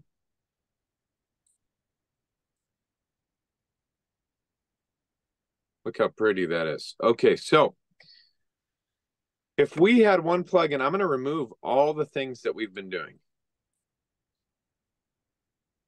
because we can do it all within this one. I'm just using, as a professional, I have a lot of different kinds of tools, and I might prefer this or prefer that. But when we're just getting started, you can do everything right here. Okay. So the things that we've done to this track so far, we used a limiter. Okay. So let's open up a limiter. In this, it's called a maximizer. Okay. And we did 3 dB, right? So we can do that right there. There's some different options that you can use. These, you would just listen to them and choose the one that you like the best. Okay. We also did some EQ, right? We added some high end. So what I'm going to do, we have an EQ right here. We don't even need fab filter at the moment. We have an EQ here right here in the plugin. Okay. So we added our high end. I think we added 2 dB. Sorry about that. I scared myself. Here we go. 2. Okay, so, and we want to make sure everything we do is before the maximizer, which helps us prevent distortion. We also did some de-essing. There's not a specific anything called a de-esser in here, but basically, as I mentioned, de-essing is just, all de-essing is it's a compressor for the high end. So now that we know it's a compressor for the high end, we might use a dynamic EQ or the dynamics plugin to recreate that. So let's open up the dynamics plugin, and we want to compress only the high end. So what I'm going to do is I'm going to click here, and we're going to only affect the high end.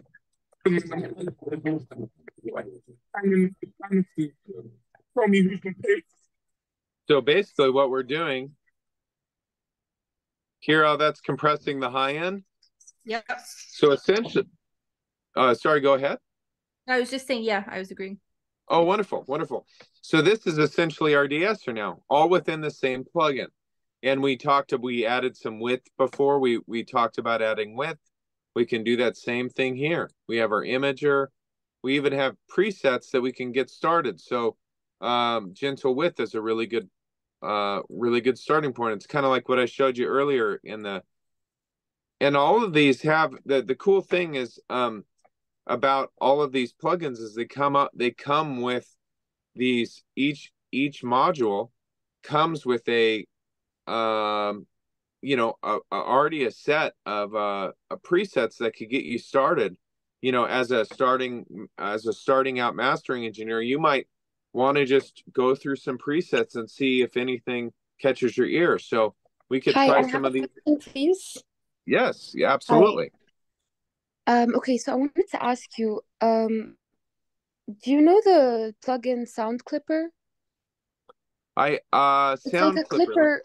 It's like a clipper that does what you are doing with the de-esser, but it just makes sure that it does take the super high frequencies from 6,000 and up and just clips it completely, but it doesn't take away anything else from the high end. Do you recommend that, or would you recommend still going with the de-esser? No, if you have something that clips it all has to do with what it sounds good to your ear. So I do use clippers from time to time. Normally I use clippers for the whole frequency spectrum. But I do know there are frequency specific clippers, as you mentioned, like you had mentioned this one specifically for de-essing. If you put it on there and you like the sound of it, go with it. Oftentimes though, as you progress more in mastering, what you'll want to do is you'll take Sound Clipper, and then you'll get a setting that you really like, and then like say for instance, you take Sound Clipper and you have a setting you really like, you bypass it, then you can choose you choose a de-esser, and you get a setting you really like, and then what you would do to make sure you're getting the best result possible is go back and forth between the two options, the clipper and the de-esser, and go back and forth and do a blind test. Close your eyes and have your producer buddy, sit and go back and forth and use a blind test to choose which one that you prefer the best just with your ears. Because a lot of times a lot of times we'll choose some, and this is me. I am guilty of this. A lot of times when my eyes are open, I'll choose what I like looks best, or I think should be best. Well, I think that plugin is better, so it sounds better. But if you close your eyes and you do a blind test, that way you can ensure that your ears are making the decision and not your eyes. 100%. Thank you very much. I have another question, if that's okay.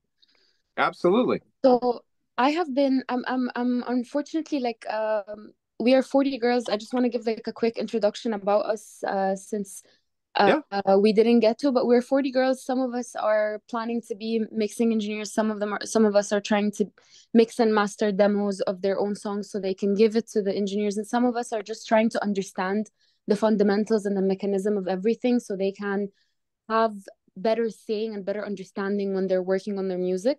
I think I'm the only one that's from the girls that is a sound engineer for the past 10 years.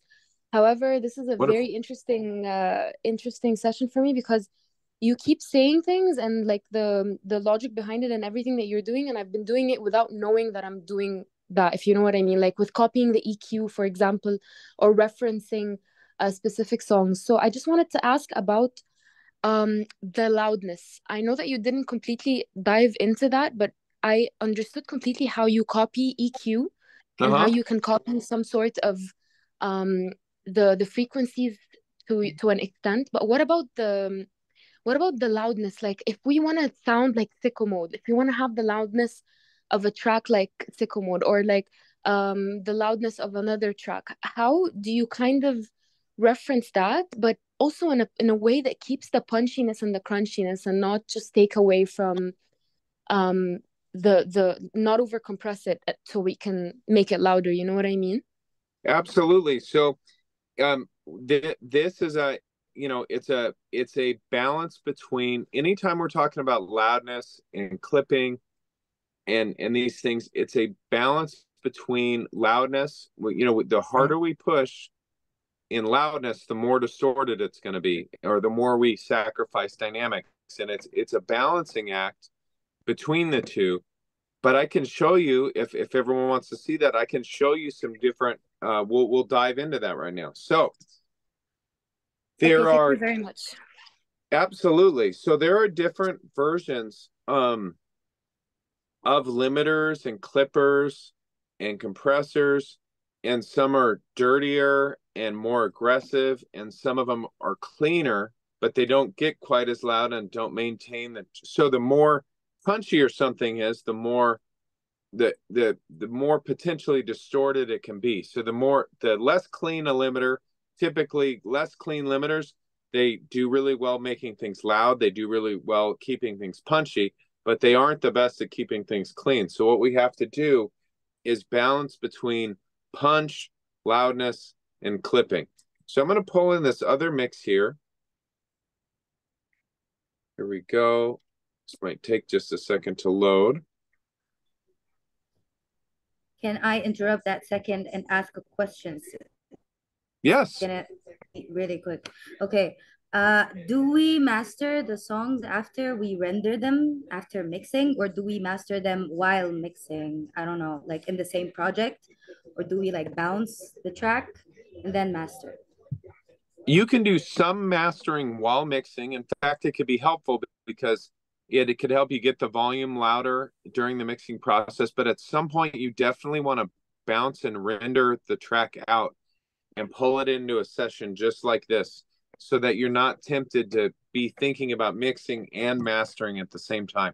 You could do a little mastering while mixing, but at some point you want to be in just a session just like this, to where you can't make any further mix adjustments, because you want to help your brain get into a mastering mindset.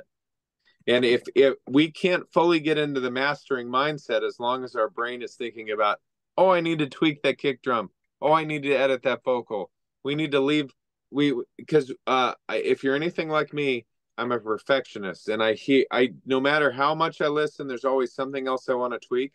And at some point you need to tell yourself, mixing is done, production is done, and we're going to master it. Otherwise, you might never finish the track. You know what I mean? Yeah, I definitely do. Thank you so much. No problem. Could I ask a question? Yes. Awesome. So from my humble experience, since it's only been 2 songs still of mastering, I don't know if there's a technique to maybe analyze things as an artist when you listen to your music on different speakers. So everyone that I've worked with, like producers and mixing engineers and mastering engineers, always say listen on different like through different speakers. So like TVs, for YouTube, people that like stream songs on YouTube through their screens, or laptops or headphones or AirPods or your phone. Is there a strategy for you to figure out where the problem is, like in terms of if you hear that it's great on a speaker, maybe it might not be as great on a phone? I don't know if my question makes sense, but it's just sometimes I don't know where the problem is and I don't know which one's right, and I'm sure that they're supposed to all sound different. So it's like I don't know if, oh, maybe in the car it should be bassier and maybe on my phone the treble will be higher. Do you know what I mean? I don't know what to base it on. Yeah. I never know how to tell them the issue is X. Well, that's a great question. And it's a thing I struggle with personally every day. But you can find that is why we really want to, that I would say the biggest way that we can make think that the more we can limit things to a specific like a scientific thing, the better. So, and I mentioned that because the biggest thing is like, well, it's not only that what we're listening on, but it's how loud we're listening. So a lot of times people will jump into a car, they'll turn up the speakers all the way and they'll say it's distorted. And then you're like, well, that's not the mix, that's how loud we're listening, right? Same thing goes for studio speakers. So one of the biggest things that I think will help you is making sure that you establish a listening volume during mastering. So you know how many clicks of volume on your headphones, that's where you listen. You know how many clicks of volume on your speakers, and it needs to be a volume that's loud enough, but it's not so loud that the loudness is coloring the headphone or coloring the speaker, because the louder you push anything, the more colored it'll be. So that's the first thing, because we need to establish that we're listening at a volume that the speaker is not coloring the sound. So that's the first thing.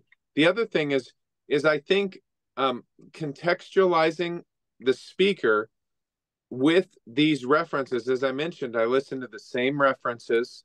You need to develop things that you trust, right? And I know that when I step into my studio and I listen to my references that I know really well at the same volume and on the same set of speakers, every single day that I listen to the references and I listen at the same volume, I'm developing a relationship between the speakers that I'm trying to trust and my ears. So every day that I do that, I'm developing trust. If there's no way to develop trust, if people are constantly coming into your studio and they're like, well, listen to it on this Bluetooth speaker, listen to it on this iPhone. Like the iPhone thing the phone thing is even crazier, because it's like, well, it's distorting on my iPhone 6. And you're like, well, the iPhone 6 hasn't been out for 4 years. Well, what about my iPhone 4? Well, what about this? All that stuff will drive you crazy. And you can't develop trust. You can't develop a relationship with 1,000 things. You can only do your best to develop a relationship with things that you can trust. So at the most, so for my process as a mastering engineer who's been doing this for over 15 years, I have 2 things that I listen on. I listen on my PMC speakers, and I listen on which, let me see if, I'm not sure if those of you who could see the screen where I'm talking, but what I'll do is I'm going to see background. I'm going to try to pull off okay, so here. So just so you can see, these are the speakers. These are the speakers that I use every day. Okay. These are my trusted speakers. And then And then I have a pair of headphones, which I don't have out, but these are my trusted headphones. They're Grados. And those are the two things that I've developed a relationship of trust with. And I do really well with that. Maybe as a starting out engineer, maybe you need 3 or 4 things, which is totally fine. Maybe you have your studio speakers. You listen to a couple things every day on. You listen on your headphones. You establish volume on both.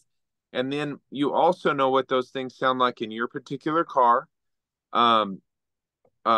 Or whatever, or a little Bluetooth speaker, or but you need like a small group of things you can develop relationship and trust. So no matter what you hear, whether it's Travis Scott or whether your friend brings over their mix for your recommendations, you're listening on your trusted platform. You know what that music sounds like when it comes out of your studio speakers. You know what you know that it's brighter than Bruno Mars, or you know that you know because you've spent the time developing that relationship. Makes a lot of sense. Thank you. Wonderful. Thank you. I also want to say a follow-up to this question before we get to limiting.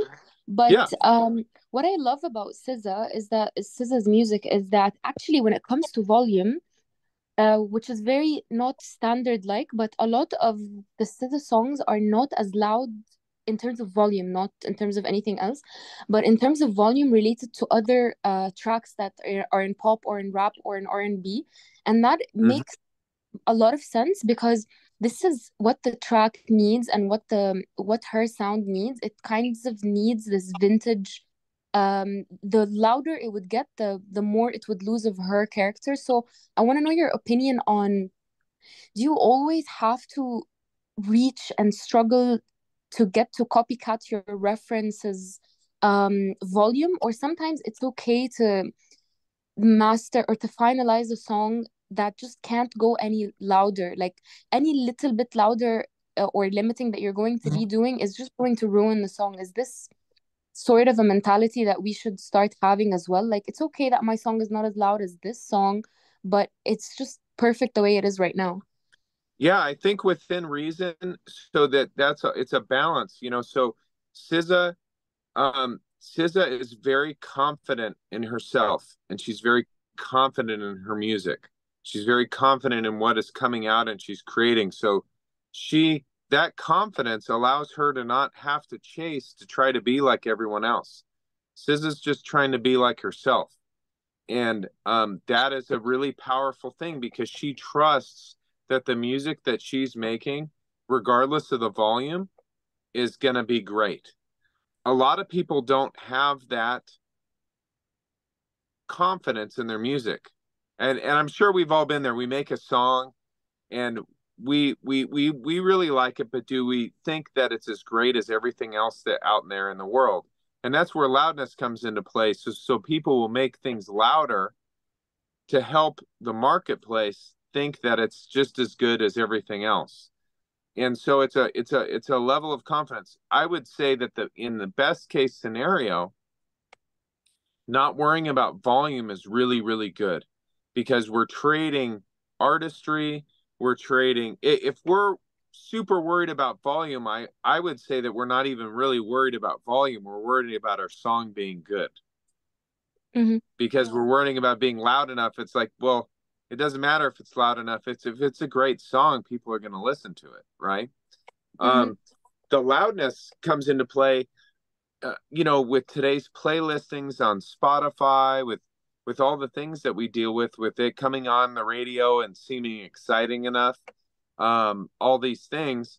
The loudness is important. We don't necessarily I never master anything to be as loud as possible. So I'm never listening to like a super loud Travis Scott song and trying to match that. The reason he makes his music that loud is because that's the music he wants to make. He wants the energy and the distortion and the aggression. Like he's trying to make something super aggressive feeling. And as you mentioned, that would not be appropriate. That aggression would not be appropriate for SZA. It wouldn't sound good on her voice. It sounds good on his voice because there's so much energy and aggression, and she's trying to be chill and, in a lot of cases. Her music is a little bit on the chiller side, and it's more of a journey as opposed to like a 3-minute, you know, just bundle of energy. So it's definitely a balance. You don't want to release something that's so quiet that, and neither would SZA. She would not want to release her music so quiet that when it comes on a playlist after other artists, she'll be playlist. Let's say John Legend has a song on a playlist and then it goes to SZA. If SZA's song is really quieter than John Legend or whoever is playing before her, that might be just a problem, because people like, every time your music comes on, I have to turn it up a lot, you know? But her music isn't so much quieter that people have to change the volume. It just has a little bit more of a subdued, more warmth feel. So it's still compatible out in the marketplace. It's loud enough to be compatible, but it's not needing that extra bit of volume just to seem relevant. So that's a great question. Perfect. Thank you. Honestly, like, I'm very grateful for your answers. You are capable of explaining very like feelsy things in good terms that we can understand. And I'm really excited to know more about how do you limit, and how do you kind of get that balance with limiting. Absolutely. Let's dive into that. So as you can see, this song right here that I pulled in, this song is, as you see how these are all limited, these are limited mixes, so you can't see all the waveform. This song has a lot more headroom. You can see, and it's a lot quieter.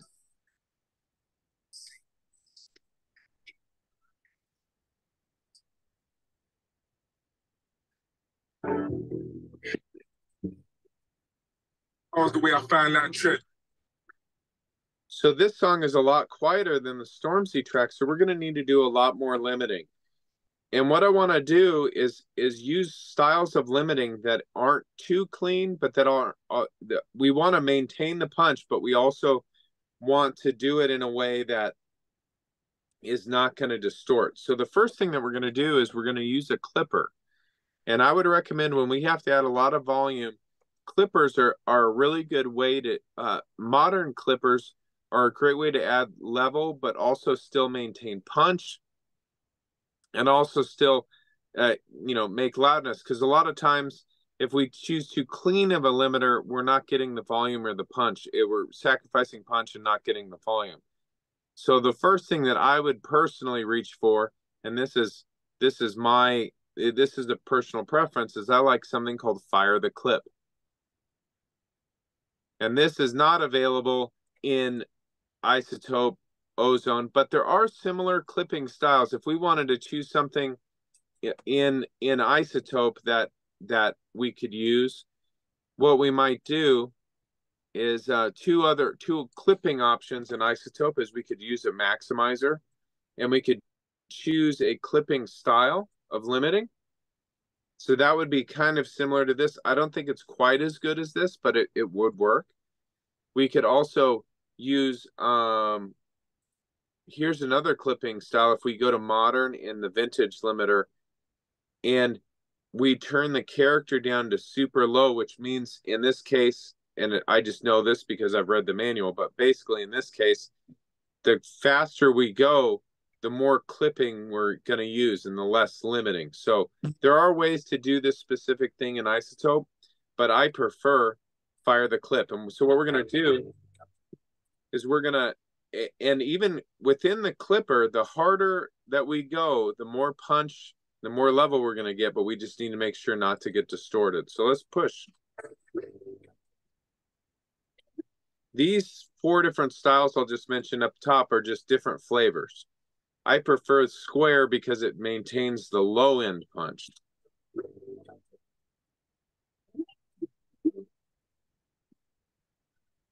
So I'm going to take this in and out. I'm doing 5 dB. Actually, let's do a little bit more. Go. Unfortunately, we can't really hear the audio of the... Oh, let's see.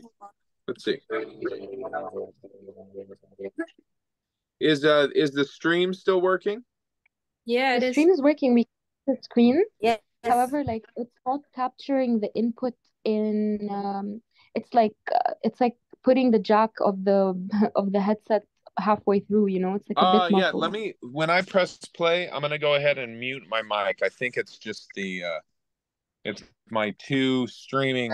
So right now I'm gonna mute myself, and I'm gonna mute my mic and just play the stream.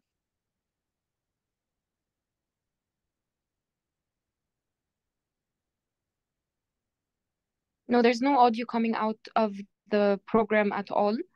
I think I know the fix of this. It's from, I think, yes. We are not receiving any. So actually, the only audio we heard before was from your mic. Wait. Here, let me restart the stream. Maybe the ladies are saying that they can hear. Maybe it's me. yeah. I'm gonna try to. Okay, I'll log out. Yeah, sometimes if the stream stops, maybe the thing to do is to stop, re-click on the link, and I think that should be good.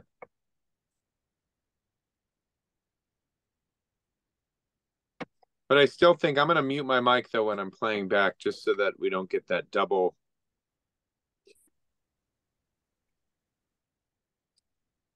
All right, so here we are. So what I'm gonna do, just so we can get a feel for what this is doing.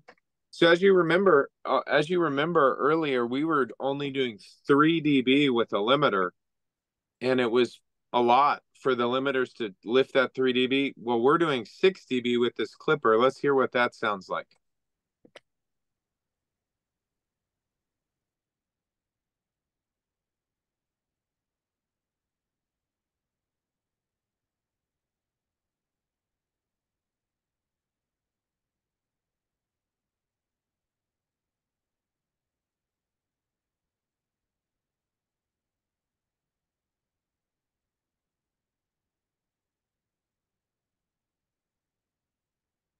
So that sounds really cool. It's awesome. The reason that the clipper is great is because, yes, this is maybe a little bit more distorted sounding than a limiter, but we're getting a lot of volume and we're maintaining a lot of the drum punch because we're using a clipper. If we tried to do this with the standard limiter, we wouldn't be getting the punch and we wouldn't be getting the volume. Now, that being said, we can't do it all here. So we're going to continue to push the volume, and we're going to continue to push the volume with other sorts of clipping, other sorts of limiting.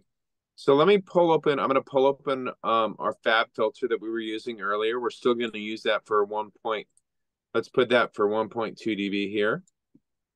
And this will be a little bit cleaner sounding than fab filter, than the Fire the Clip, but it'll also provide us with additional level, but without increasing. Fire the Clip is already distorting things a little bit. We don't want to continue to just only use distorted sounding limiters because it'll be more and more distortion. So I'm going to pull open here. Let's maybe use the punchy 0.2.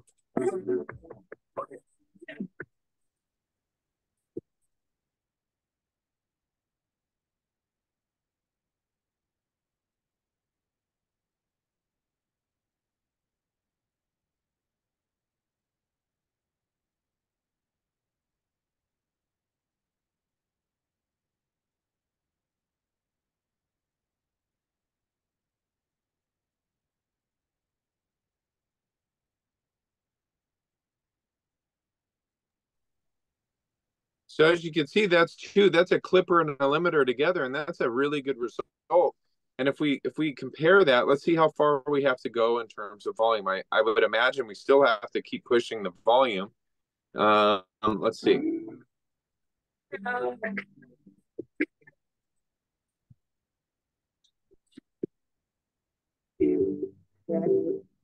Yeah, so we can push the volume. Let's push the volume a little bit more. So right now we have a clipper and a limiter each doing their thing. And what we could do is so this clipping is very aggressive. And this plugin right now with the punchy setting is more of a cleaner style of limiting. But maybe we can use something in between that is not quite a clipper and that is not a clean limiter. Maybe we could use an aggressive style of limiting in between. It's kind of like aggressive, less aggressive, and then not aggressive at all. So let's add one more. And this is something I do every day, adding multiple limiters together. And you're kind of mixing in between, you're balancing distortion, punch, and loudness. And we're just kind of like adding a little bit here, adding a little bit there, and then adjusting how much each is doing to come up with the final result. So let's pull open. I'm going to pull open an aggressive setting. We're going to go back to 1.8 here.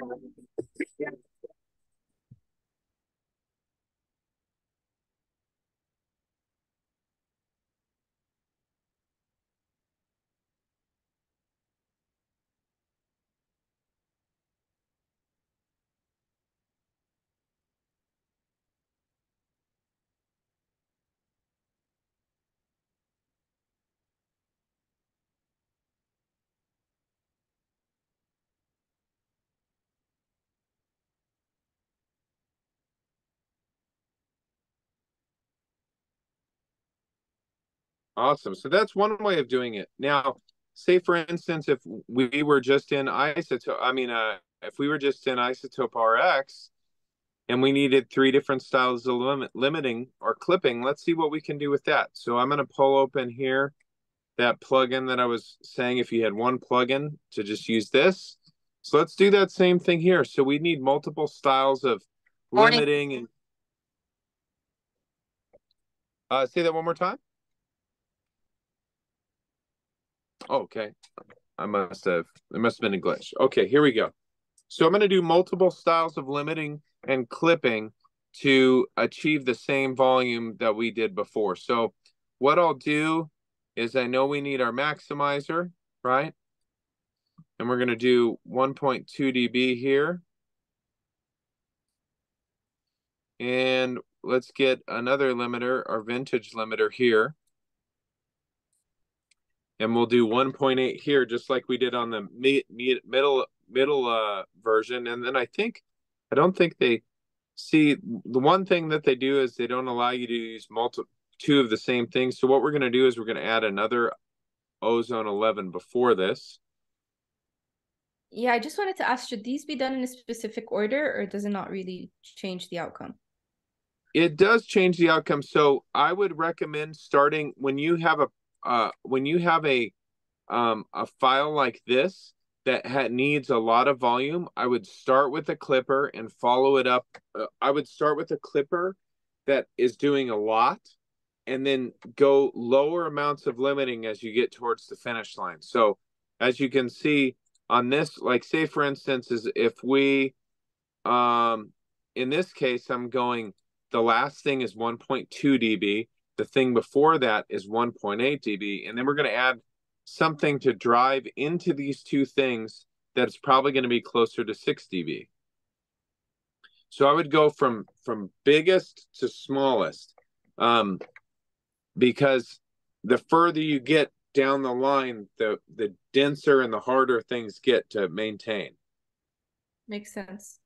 Wonderful. So we're going to put before these two things, before this and this, we're going to add a limiter here in a clipping style. Okay, I've chosen the clipper. This will be a lot like that gold fire the clip that we were using. And we're going to drive, we know we're doing 1.2 here, 1.8 here, and then we're going to drive into those last two things to try to have the same amount of volume that we had before with the other plugins.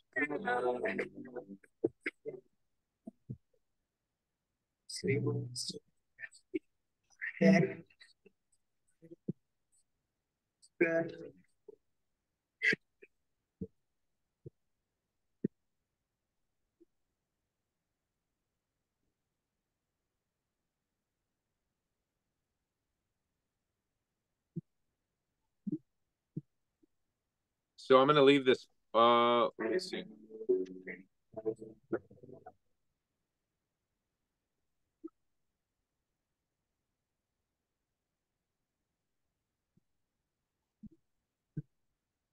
So as you can see, looking at these three limiters, this is the first one. We're doing 6.3 dB of gain, and you can see it's cutting you know, 3 dB, 2 dB off the limit. As we get closer to the end, this is doing a lot, this is doing less, and this is doing the smallest amount. So that's kind of that's what you want to do with limiting. But basically, we're combining clipping. In modern styles of music, you normally it's a clipper and then followed by 1 or 2 limiters that will get you the volume that you desire. And really, you know, this won't work on everything. Sometimes we'll pull up in a song with this exact thing and there'll be distortion. And then that's when we'll have to, well, maybe let's try a slightly different gain staging or slightly different plugins. And that's when you kind of got to be creative. Every day I'm trying to find out, well, how do I add limiters and clippers without making things sound distorted, if that makes sense.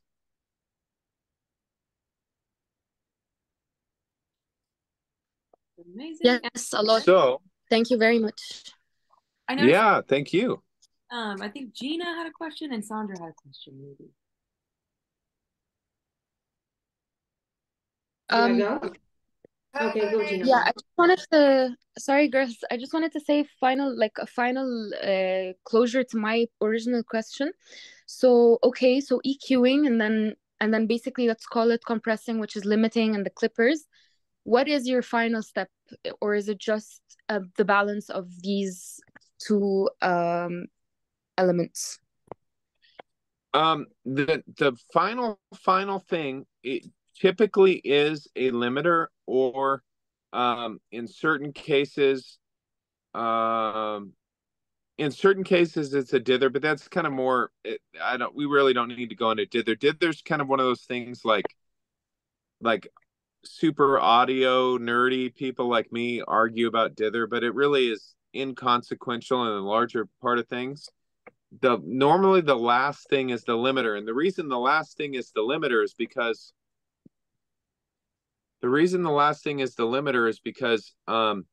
this will prevent any. So right here, let me show you here. How am I gonna do this with that? Here, what I'm gonna do, I'm gonna turn this down so I can talk while we're okay. So one thing that we want to make sure of once we're done with the master is that we don't see anything above 0. Because sometimes when we're working in a computer, it can be above this 0 point. It can be +1 or +2 and it sound okay. But if we send that to a DSP, it can cause a lot of major issues with playback. There could be distortion that we weren't hearing. And so what we want to do is we want to make sure that this, and in fact, I'll open up, let me show it here and then I'll open it up in RX so we can test it out, okay? So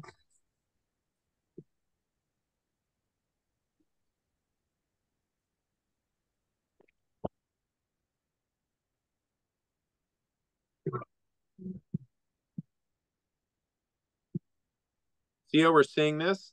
We might not hear that, but it's distorting above 0 dB, which is when we send something to streaming, 0 is the very, very top of what we can send.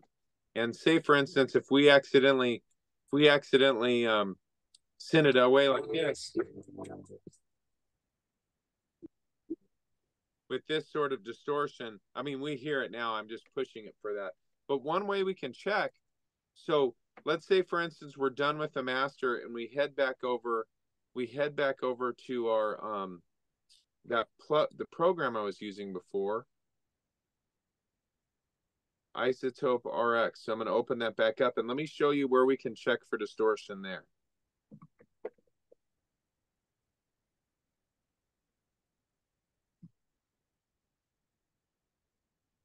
Okay, so let's say we're done with our master. We printed it out of the software. And now we're going to go ahead and open it.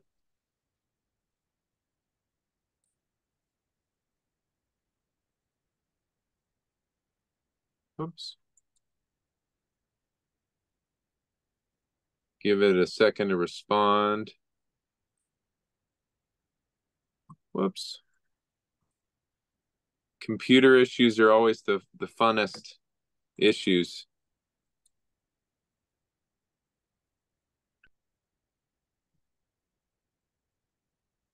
All right, we're going to give that a sec.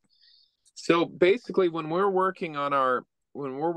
we check our final master, we want to make sure that most masters will be all the way to 0, or maybe you'll see it minus 0.1, minus point. I'm going to go back while this software is thinking.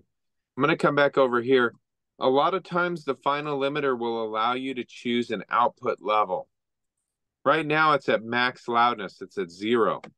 But sometimes it's advisable. I always use minus 0.2, okay?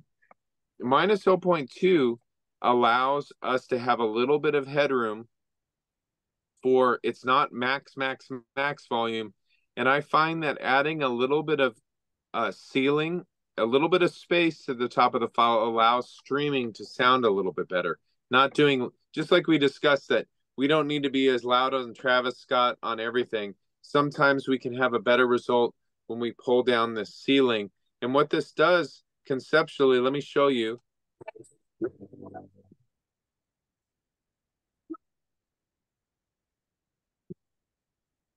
You'll see this. You'll see as I pull the output level, the audio goes further. If this is max, if this is the max right here, watch how the audio here goes lower and lower away from the ceiling.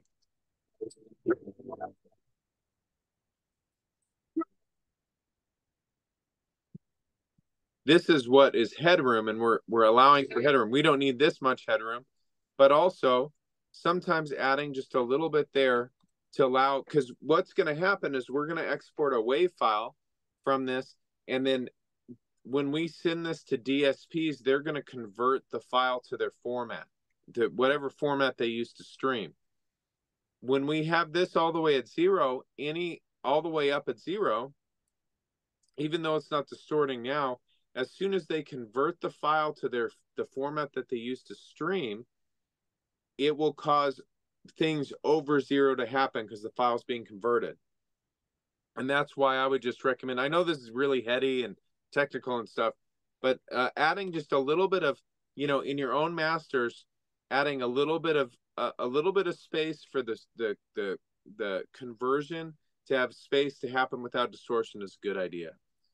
Let me see if our, we're back. Okay, I'm going to share this. I'm going to do a new share here for you. So we're back over here to this software. Remember, this is Isotope RX7. Okay. And we have our waveform. I'm going to open this up again so you can see. So if I go here to waveform statistics, it's going to tell me our sample peak level. True peak level is a little less. That's another one of the things like dither. It's kind of a technical exercise. It's not so much real. I mean, it is real world, but we're just going to ignore that for now. True peak is like a kind of a concept that we really don't need to worry about here. Sample peak is what we're worried about. And say, for instance, if we open this up and we had our limiters set wrong, like if we didn't set them right, and we had, what we would see is this, and this would be a red flag. See how the sample peak is plus 5.99? We never ever want to send something out above 0. Is this on the master as well? Like you can see it only from here? You cannot see it from outside? Like it would be very difficult to you would need a software that can read the sample peak level. So this is the two really important things in this window are the volume, the integrated loudness, which is the average volume, and then the sample peak volume. And these you can read in some softwares, but the place I always read it is inside Isotope RX. And this is an old version. There's RX 10 now.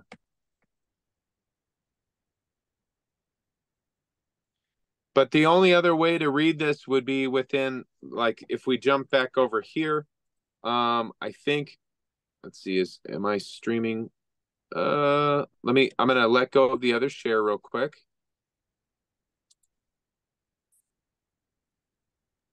I use this plugin. It's called the True Peak, and it shows you a lot of like insight on also using different platforms like Spotify and YouTube, and it really helps. But usually, I could also see from the master fader if anything is if this situation happens. But I'm surprised to actually hear that maybe it would be louder, but I'd have to read the data using RX or TruePeak.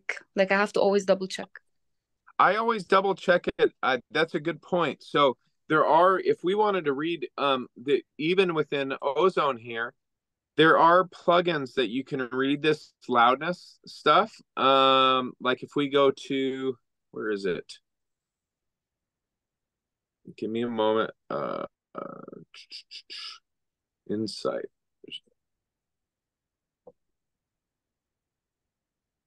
I don't open it up very often, but there is things you can read that, like if we play this back here.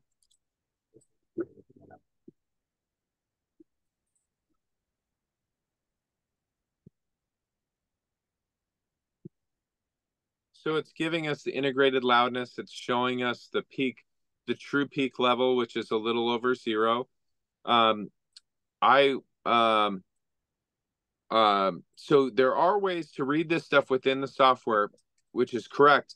I always, before I send anything out, I always check this stuff outside of the software that I'm working in as a double check. I always open it up in Isotope RX because sometimes things happen within software that can mislead you or misguide you. This, even if, like, say for instance, I could have this plugin reading on this strip and it tell me these things, but if there's anything else set wrong in the software, say for instance, I accidentally bumped this fader right here, I could, watch this. The volume doesn't change on the, the reason I pulled this down is because this is still reading correctly, but if I accidentally bump this fader in the software, it's the audio's off, but this is still reading it correctly. So it's always good to pull just to make sure that that something wasn't accidentally bumped, or just to make sure that our software is not bugging out or lying to us. I always pull the master into another set of software, preferably on another computer or on a phone, and check this stuff outside of where I made it, just to be safe. Noted. Really, really good advice, because I think I experienced something like this. I would like bounce on Pro Tools and something would sound different, and it's probably like a mistake. I could have bumped something by mistake or something, but it felt off, and then the DSPs actually had to crunch down the sound, make it sound terrible, and I lost the audio forever. Like I lost the data forever because it's out, it's released. It was early in the day, so I think double checking this way is very important. I agree, and that's the worst way to find out is on release day. So whether you're the artist yourself or whether you're the mastering engineer working for the artist, we are the mastering process. We're the last thing in the chain, and we're the most trusted individual to make sure it's right. And so double checking in multiple places is always advisable. Yes, true. Can you please check the Zoom chat? Ramankini, your question regarding the actions and steps. And Gina before, Sandra and Gina had like a few questions before, so maybe they can go first. Yeah. Okay, Do I go? Question? Go ahead. Go, Can Gina. you please just go over the imager and how it functions again? Yeah, because absolutely. I'm a little confused on its like effect on the whole thing. Absolutely. So let's pull this stuff off here. So we're going to pull open the imager here.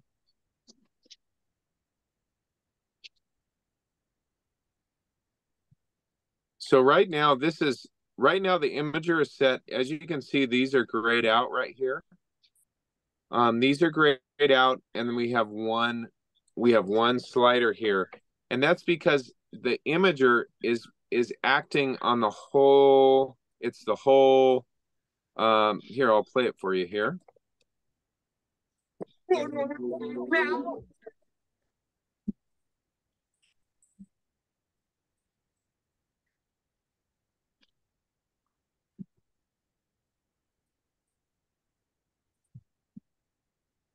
So what I'm doing is I'm turning up the width of the whole stereo field. And the reason why that's not advisable in a lot of cases is because when we're mastering, we're dealing with kick drums, and we're dealing with things that you want wide, and we're dealing with things that you don't want wide. So things that you don't want wide are a kick drum. A kick drum, you want it to punch right in the middle and hit you in the chest. And if we make it wide, it will lack punch. So what we're going to do is we're going to widen only the frequencies that we need to widen. So down here is where our kick drum is. We don't want to widen that. So we're going to leave this alone. We might even bypass it. Okay, so 0. It's doing nothing. Now, so the kick drum is safe. But there's a lot of things in here like pads and background vocals and reverbs that we might want to widen. So let's mess around with these frequency ranges. One other thing that we might not want to widen is the snare drum, because we want the snare drum to punch in the middle too. So let's make sure. I'm going to solo this frequency range, and we're going to move this to a place where we're not affecting the snare drum as much, because you could still hear it a lot when I solo this frequency range.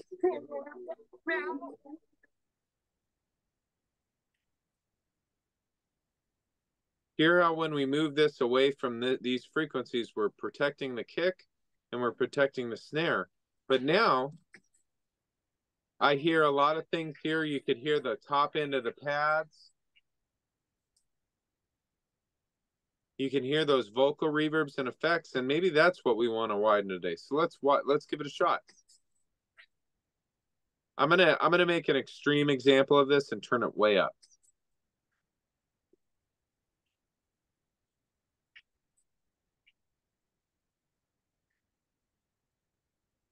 So we're just widening these frequencies. Let's hear what that sounds like all together. So this is not, none of this is widened, but this is.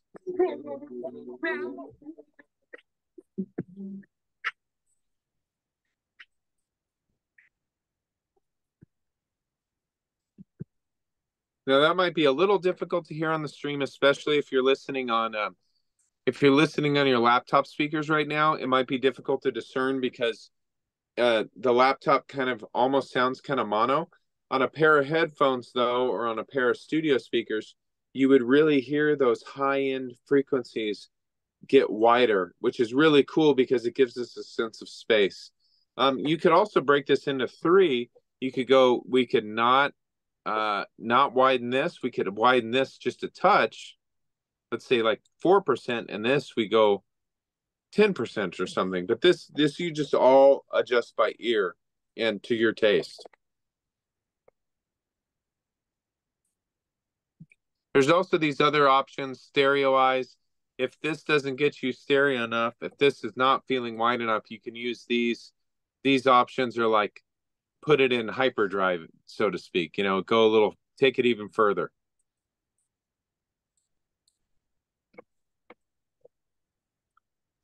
Okay, that makes a lot of sense. Just so I could make things clear for myself, though, it's like more like if I'm like at the movies or something and I need to be like a surround sound, that's what I need to be widening. Yes, in stereo, when we're working in stereo. So if you look at this right here, I'm going to get rid of these just so we could use this meter. So when we're working in stereo, which is a 2-channel audio, you have what comes down the middle right here, which is the mid, and then you have the sides. And it's even though it's coming out of 2 channels, there's stuff that our brain imagines the things in the center all together, and then it imagines everything on our left and right, and kind of like it can kind of seem behind us as our side. So let me show you. So if we had everything very mono, See how this is all very much coming down the center? It would be like it was coming from the screen in front of you at the movie theater. It's coming right out of the screen.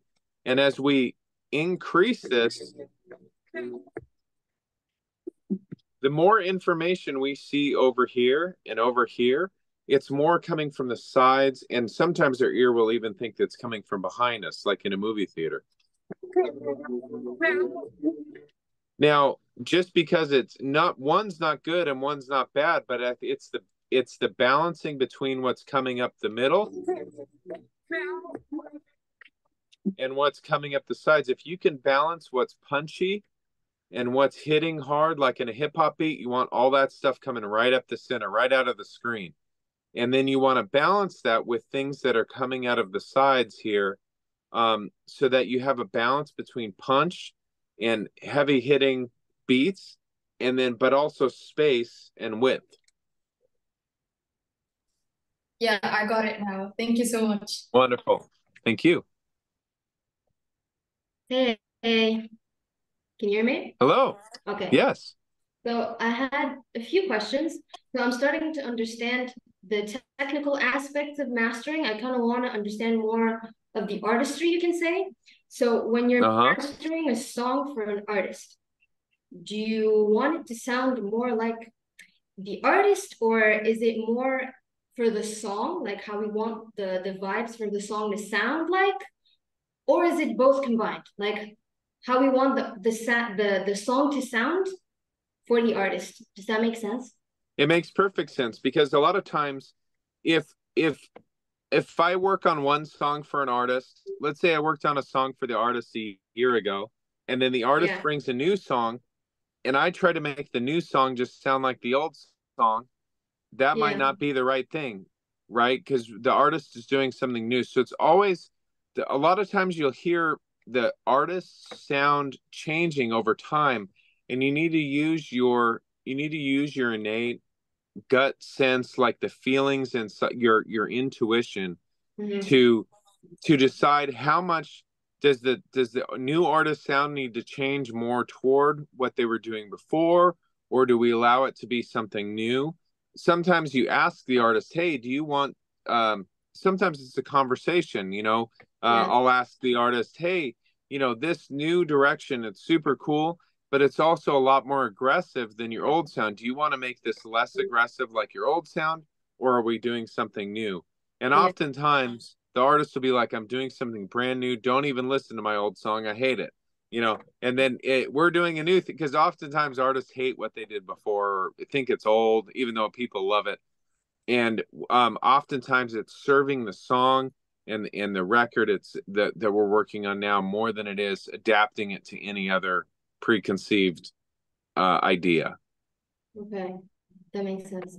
And say, for instance, an artist comes up to you and is like, I want this song to sound aggressive. Do you have this like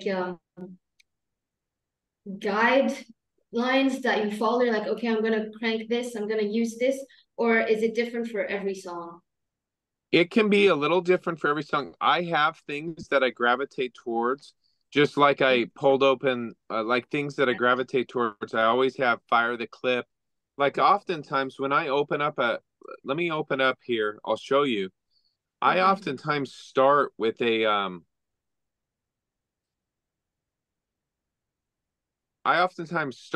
bunch of things ready to go in my, hopefully it doesn't crash. Oh, I'm going to lose anyway, we might have to reboot the audio movers link if I do it again. But once this loads, you'll see that I have a lot of like different things that I use. And even though they're not on, they're ready to go in this. So oftentimes I'll start with all of these things off. And let's say I need an aggressive limiter. Okay. I want more aggression. Well, I know that if I open up this classic clipper and I turn it on, it's going to be aggressive, and I might just turn it on and turn it off, and just see what that sounds like. And I'll have all these things ready to go. And what that'll help me do, having all these things open but not on, will help me quickly. I'm not sitting there like I'm trying to be creative and I'm sitting there waiting for the computer to open another plugin. That wouldn't be good because then you lose the creative flow. But I have all of these different flavors ready to go, and all I got to do is click. And so I do have go-to things that I always have open in the session. And then maybe, you know, let's say, for instance, by the end of the song, these are the ones I'm using. As I'm getting closer to the end of mastering, I'll remove the ones that I'm not using. But when I start, they're all there and ready to go. Okay, that makes perfect sense. And how long does it usually take you to master a song? Or normally about 60 to 90 minutes. okay. But so it's not like the mixing process might take 4 hours to 2 days. So it's, as you know, and the production process might have taken 5 weeks. So you're going from larger groups of time to smaller groups of time. And mastering, the longest of songs ever taken me is probably 6 hours. But that was a very tough case. Yeah, okay, got it. And what equipment would you recommend, at least for beginners? The first set of things that I would recommend for a young mastering engineer would be a great set of headphones that you can trust, and then as well as a good set of speakers, so that you have 2 monitoring places that you can listen to. And then from there, I wouldn't recommend any gear or anything in the beginning, because we have tons of plugins that you can work with. The most important thing is that you can hear properly, and having a good set of headphones and a good set of speakers, you know, whatever you can afford, wherever you are, you know, in the, you know, in your journey, in terms of, like, you know, when I started working, when I was a young engineer, I think my speakers were like $200, but it was fine, because it doesn't matter how big or how expensive any of that stuff is, as long as you learn the tool that you have. It's like a hammer is still a hammer. You could have a $10,000 hammer or a $200 hammer. Both hammers can still drive in a nail, you know, but as long as you know how to use the tool you have, and as long as we discussed earlier, you develop a relationship with the speaker, and you develop trust with the speaker and confidence, that's all that matters. No matter how good or seemingly bad the speaker is, as long as you know what to do with it, it's good. That makes sense. Thank you so much. Okay, so I have 2 questions. The first one was back to the imager window on the bottom left. There were like 4 channels, and I don't understand what each one stands for, or like based on what I turn on or like off each knob of them. Absolutely. So right now, this corresponds. So there's only one slider here. Are we talking about this side? Yeah. Okay. Yeah. So this corresponds right now. There's only one band, and the band is the whole frequency spectrum. So there's only one slider, and this decides whether this gets wider or narrower. Now, if we add another band, now we have 2 bands.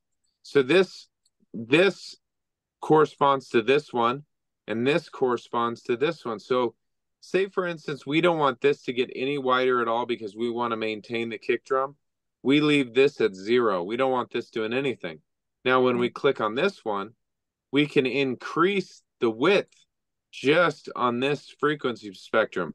Now, if we add another band, this frequency spectrum becomes available, and we could turn this one up even more. So this corresponds to this frequency, this corresponds to this frequency, and this to this.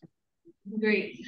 So, and does every genre require a specific number when it comes to dBs limiting?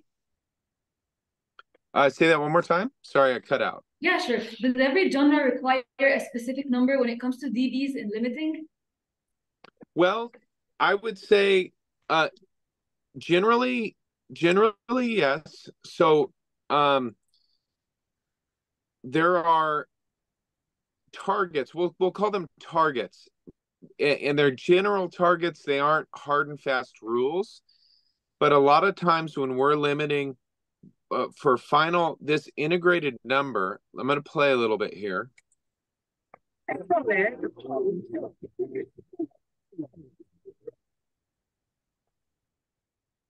as you can see, this integrated number, and this is an average number.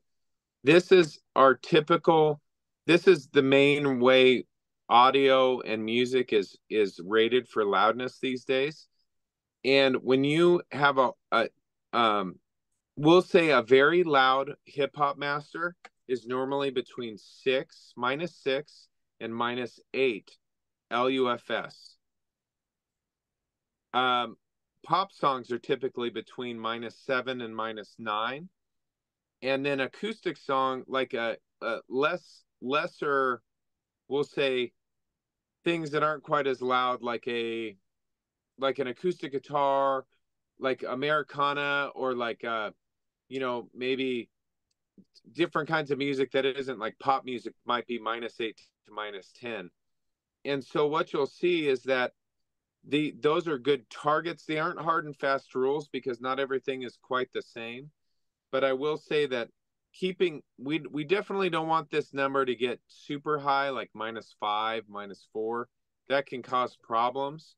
But if you're doing a hip hop song or a pop song and it's between -6 and -9 LUFS, I would say that that's a good target, generally speaking. Great. Thank you so much. Thank you. And that, by the way, this is the same number right here as we saw when we were looking at this integrated loudness. See, this song, On My Mama, as I mentioned, hip hop, or this is kind of more R&B, is between -9 and -6, and this sits right there, -8.7.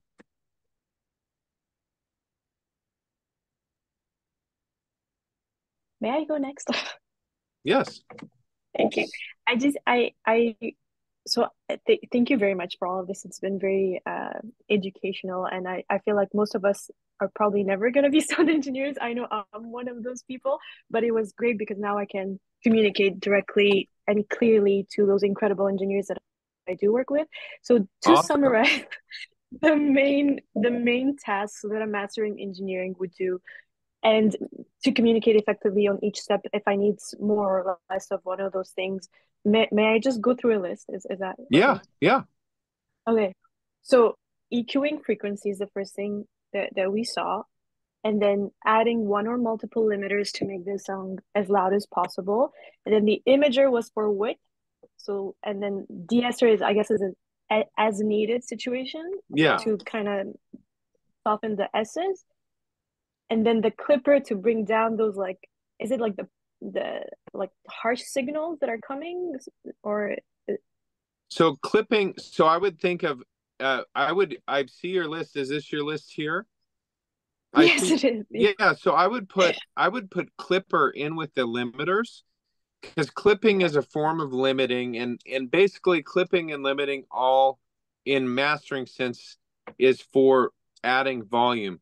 Clipping is a little bit more aggressive, and clipping adds, even though it's a little bit distorted, it adds a lot of level while keeping punch. So say, for instance, you're working with an engineer and you like the volume of the master, but it's not punchy enough, you might recommend to them to use a little bit more clipping before the final limiting, so that we're shifting away from clean limiting styles to something a little bit more punchy. So in the Stormzy example, you would not be using a clipper in that example, or would you? No, I wouldn't, because in the Stormzy example, the mixer already mixed it pretty hot, and we don't need to add a lot of volume, and we don't want to add any distortion because everything sounds so good. If we add a distortion to that, it might it might get me fired. So we did want to add a little bit of volume, but we wanted to do it in a transparent way, in which case we would use a limiter and not a clipper. Got it. Okay. And if we do notice some distortion in the master, then if we were to communicate that with the engineer, would it be mostly like lessening the limiter, or like how would we deal with the distortion? Yeah, so there are a couple different ways of dealing with distortion. So one thing you might want to do, number one, if you're hearing distortion, the first thing you might want to do is compare it against one of your references and see if it's a lot louder than your like the references I recommended you have, like 5 or 6 trusted things you listen to. and that if you listen to your mix versus those references, and the mix is a lot louder, you might just recommend them turning it down a little bit, because maybe the distortion's there just because it's too loud overall. Now, say for instance it's the same level as your references, you might recommend that they shift to more conservative kinds of limiting, like cleaner styles of limiting, as opposed to maybe they're clipping 6 dB and limiting 1 dB. We might shift that and say, well, why don't you clip a little bit less and limit a little bit more? Okay, that makes sense. And if we notice that the loudness is good in terms of overall level, but now that the vocals kind of like are like the beat is eating up the vocals almost, what would be, and if the mix didn't have that issue, then what would be the solution in that case? Pardon me. Okay. Sorry about that. Got something stuck in my throat. Sorry. So we're asking for a lot. So. Oh, it's quite all right. So a lot of times during mastering, you can lose the vocal a little bit. Once you do the final EQ and you get the EQ just right, sometimes when we make things, say for instance, a little less harsh in the master, the vocal level can actually go back a little bit, because say for instance, if the snare is too harsh, we EQ that area in the snare, and then that's going to also affect the vocal. A lot of times what people do, mixers will send a vocal up mix specifically for this purpose during mastering sessions where we're cutting a little bit of harshness, the vocal level goes down, and then we'll go, the vocal's a little too soft now, let's change the mix to the vocal up mix. And then that'll allow us to have a little bit more gain on the vocal, and then we won't lose it once we cut those harsh frequencies. So it makes sense sometimes to go back to and revisit the mix once we've mastered, to like balance things out a little more, because obviously they're more obvious in the master. Yeah, sometimes, oftentimes while I'm working, I'll do a master, I'll send it to the client, and they'll say, hey, I made some adjustments to the mix. Can you run this new mix? Or oftentimes the mixing engineer, in the specific case of the vocal up mix, a lot of times people will do that just as a standard procedure. They'll run the mix as is, and then they'll bump up the vocal 0.5. They'll run it there, vocal up, and they'll also do a vocal down mix just in case. Amazing. Thank you so much. No problem. Could I go next? Are there any questions? All right. Can you hear me? Yes. Hello. Oh, perfect.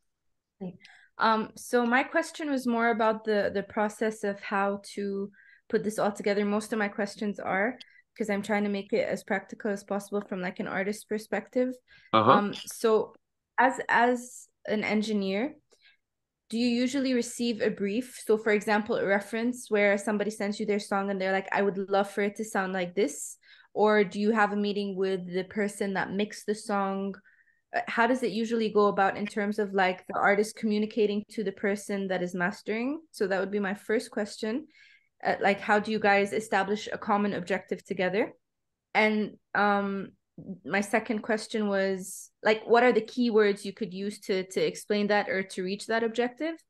And the second one would be, if we're like as aspiring artists, when we're looking for people to master our tracks, should we basically just go through their different references? Is there anything we should look out for? Are there websites where we could find, for example, like a bunch of other people that master songs, like I would say a database of people that are not super professional like you and maybe would want to collaborate with us?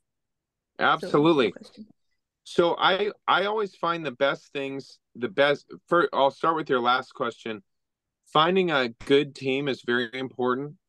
And I always find it's best when I work with my friends. So I develop in my set of circumstances, and it depends on where you live and what kind of the size of the community.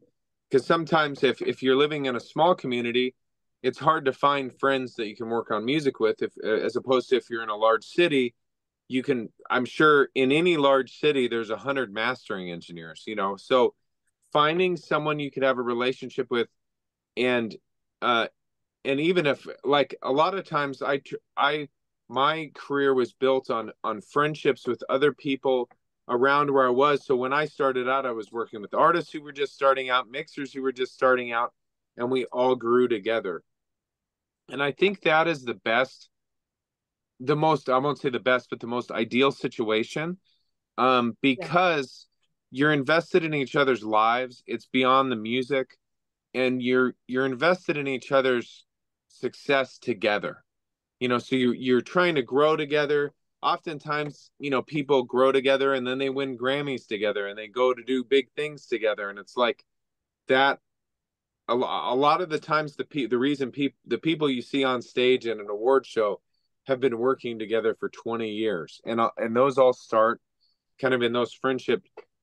If you're looking for like a marketplace of places to go and look, oftentimes what I'll do when I'm looking for, like, say for instance, I don't look for other mastering engineers, but if I'm working on a song, I might need a good bass player, and I might not know a good bass player. So what I'll do is I won't look at Ariana Grande's bass player, and I won't look at, you know, who played on the latest, you know, Doja Cat, but I'll go and listen to other indie music that I love on Spotify, New Music Friday or something, and I'll look for the credits for those bass players, because a lot of times the things that are, it's like bubbling up on the indie scene, but they're not playing for Doja Cat yet, so they might still be, you know, they're still doing enough indie work that they'd be an accessible, not only cost, but also they'd return your call and be invested. So I'm always looking for credits, not on the biggest of things, but on the Spotify New Music Fridays and on cool indie playlists and stuff. I try to make my relationships there and find that it's a good place. In terms of how things start, oftentimes, I mean, it's different. Sometimes artists come to me for mastering, and I never talk to the mixing engineer. Other times I never talk to the artists, and the mixing engineer is the only one I talk to. Sometimes I only talk to the producers, and if it's through a label, sometimes I only talk to the A&Rs. And every situation's a little bit different. In a label situation, the A&R's job is to be a middle person in between me and the artist, because a lot of times bigger artists don't want to talk to me, you know, or they don't want to talk to any of the, you know, they just want to talk to one person, not five. It's not that they don't want to talk to me. It's just that they're really busy. They might, oftentimes when I'm mastering, like the artist is working on the music video, you know, so they don't want to talk. They're already talking to the music video people and the promotional people, and they're doing all this stuff. The last thing they need to do is talk to a mastering engineer. So they'll have the A&R be a middle person just to keep their lives not so crazy. You know, in other cases, they'll talk to the artist directly. But I think the biggest thing to do is to set expectations, and what to, like, if you're a mastering engineer and you're you really want to find out what the artist wants to do, because sometimes they'll send you something and you never want to assume, oh, I can make this a lot better, or I could do all this stuff to the song, because maybe the artist doesn't want things to change that much. But you also don't want to assume, oh, this sounds really good, I don't want to change anything, because maybe the artist wants it to change a lot. And the only way you're going to do that is to get to talk to the artist and say, so how are you feeling about the mix? How are you feeling? Do you think that this has a lot of room for change, or are you super happy? And then that way you're not guessing. And I think not guessing is a very important aspect of this, because if you guess wrong and you do the wrong thing, it can be very upsetting to people. You know, so because they worked, like, and the reason upsetting, it's not because people are like emotional or anything. It's just that an artist, by the time it's got to mastering, they've worked on it for 60, 80, 100 hours. They've lived and breathed it. And if you do the wrong thing, it can just be like, what are you doing? You know, so For sure, for sure. I think what you said about like listening to the mix and figuring out what we want with it. And I think at the beginning of the session, you were describing SZA, talking about how she wants her music to sound very warm, very lush, deeper. Like I think these are probably like the keywords that we would need to use when we come to brief or have a conversation with an engineer about where we want to take the song. So it's important to kind of, I think, for us to establish that first, to see where we want to take it and then just describe it in that way. That's, yeah, absolutely. And knowing, I think from an artist perspective, anytime you're working with someone new, knowing that there might be a little bit of not expecting them to be perfect right away, because they're human as well. And oftentimes, artists will just, well, this person's professional and they worked with all these big people. That doesn't mean that they're going to be perfect right away. Sometimes there's a little bit of a learning, kind of like an awkward, it's almost like a first date. It's always a little awkward at first, and then you get conversation going and it's not awkward anymore. So regardless if you're from the artist perspective or the mastering engineer, just keeping things, having a little bit of grace for the newness of the relationship, I think is super important. Makes sense. Thank you so much. Absolutely. Thank you.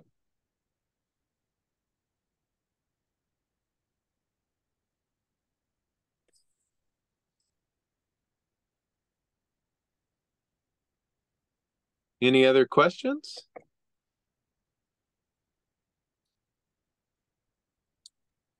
Any other questions? Gina? I have another question. That's okay. Yes. I just want to go over the steps because I'm like, everything is like, woo, in my mind right now.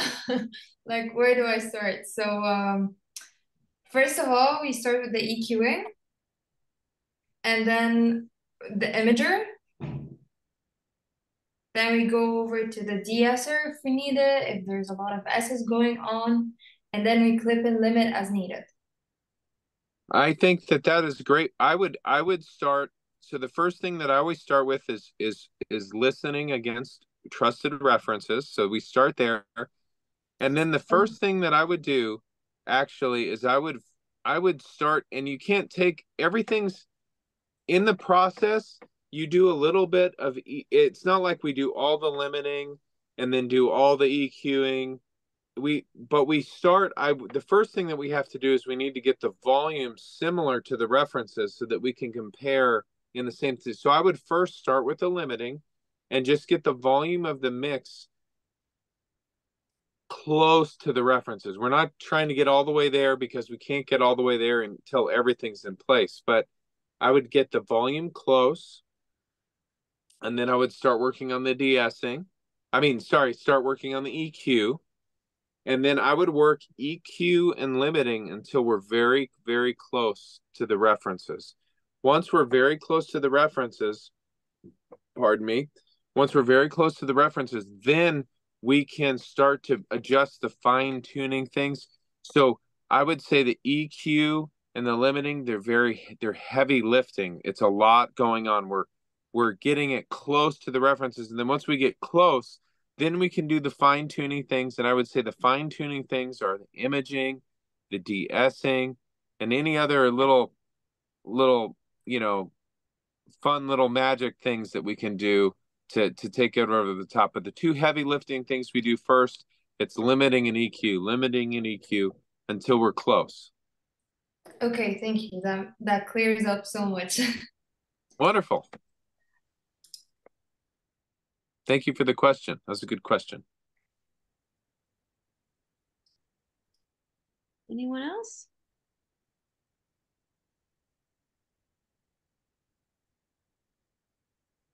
Had some good questions today. Quite a few of them. I have one quick question. Just came up. Are there different styles to mastering?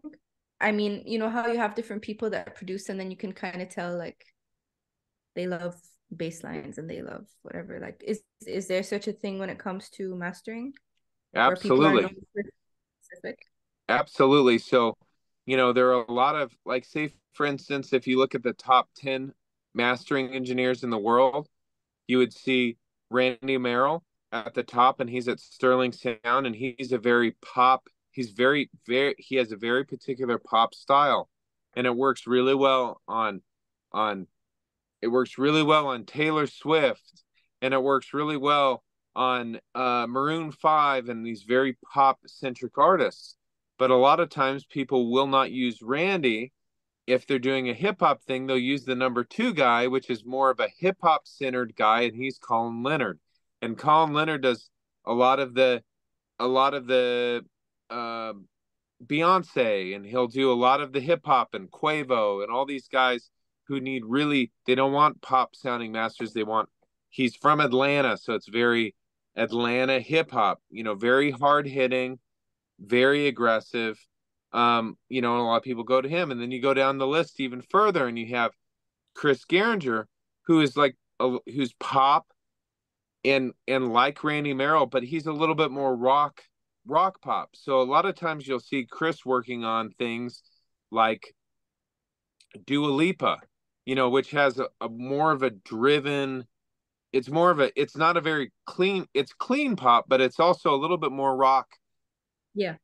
Drive energy. So each one of these people, each one of these engineers has a very particular style, and everyone under them will be some sort of mishmash of those styles. You'll have anyone in pop, I'm a little bit more in the R&B smooth thing. And other guys will be a mixture of Colin Leonard and, but so there's a lot of different styles in the modern styles, and then when you get out of modern styles, there's a ton of different styles. Yeah. So you really want to make sure when you're choosing someone that you find someone that it's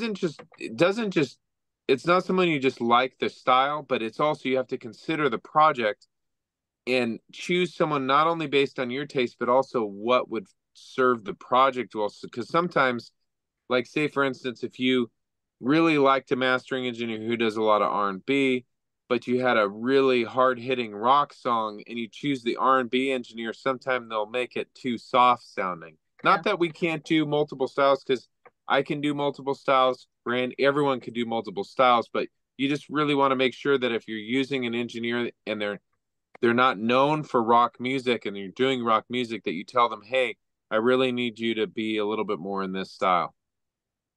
That's so interesting, because I thought it would be more like there would be more styles and genres for people that focus on mixing or producers. So that's really interesting as an insight. Yeah, it is. It's a little less specific in mastering. It's like we become less, but there still are very nuanced. I mean, when you get into the nuance of things, it is different. Very cool.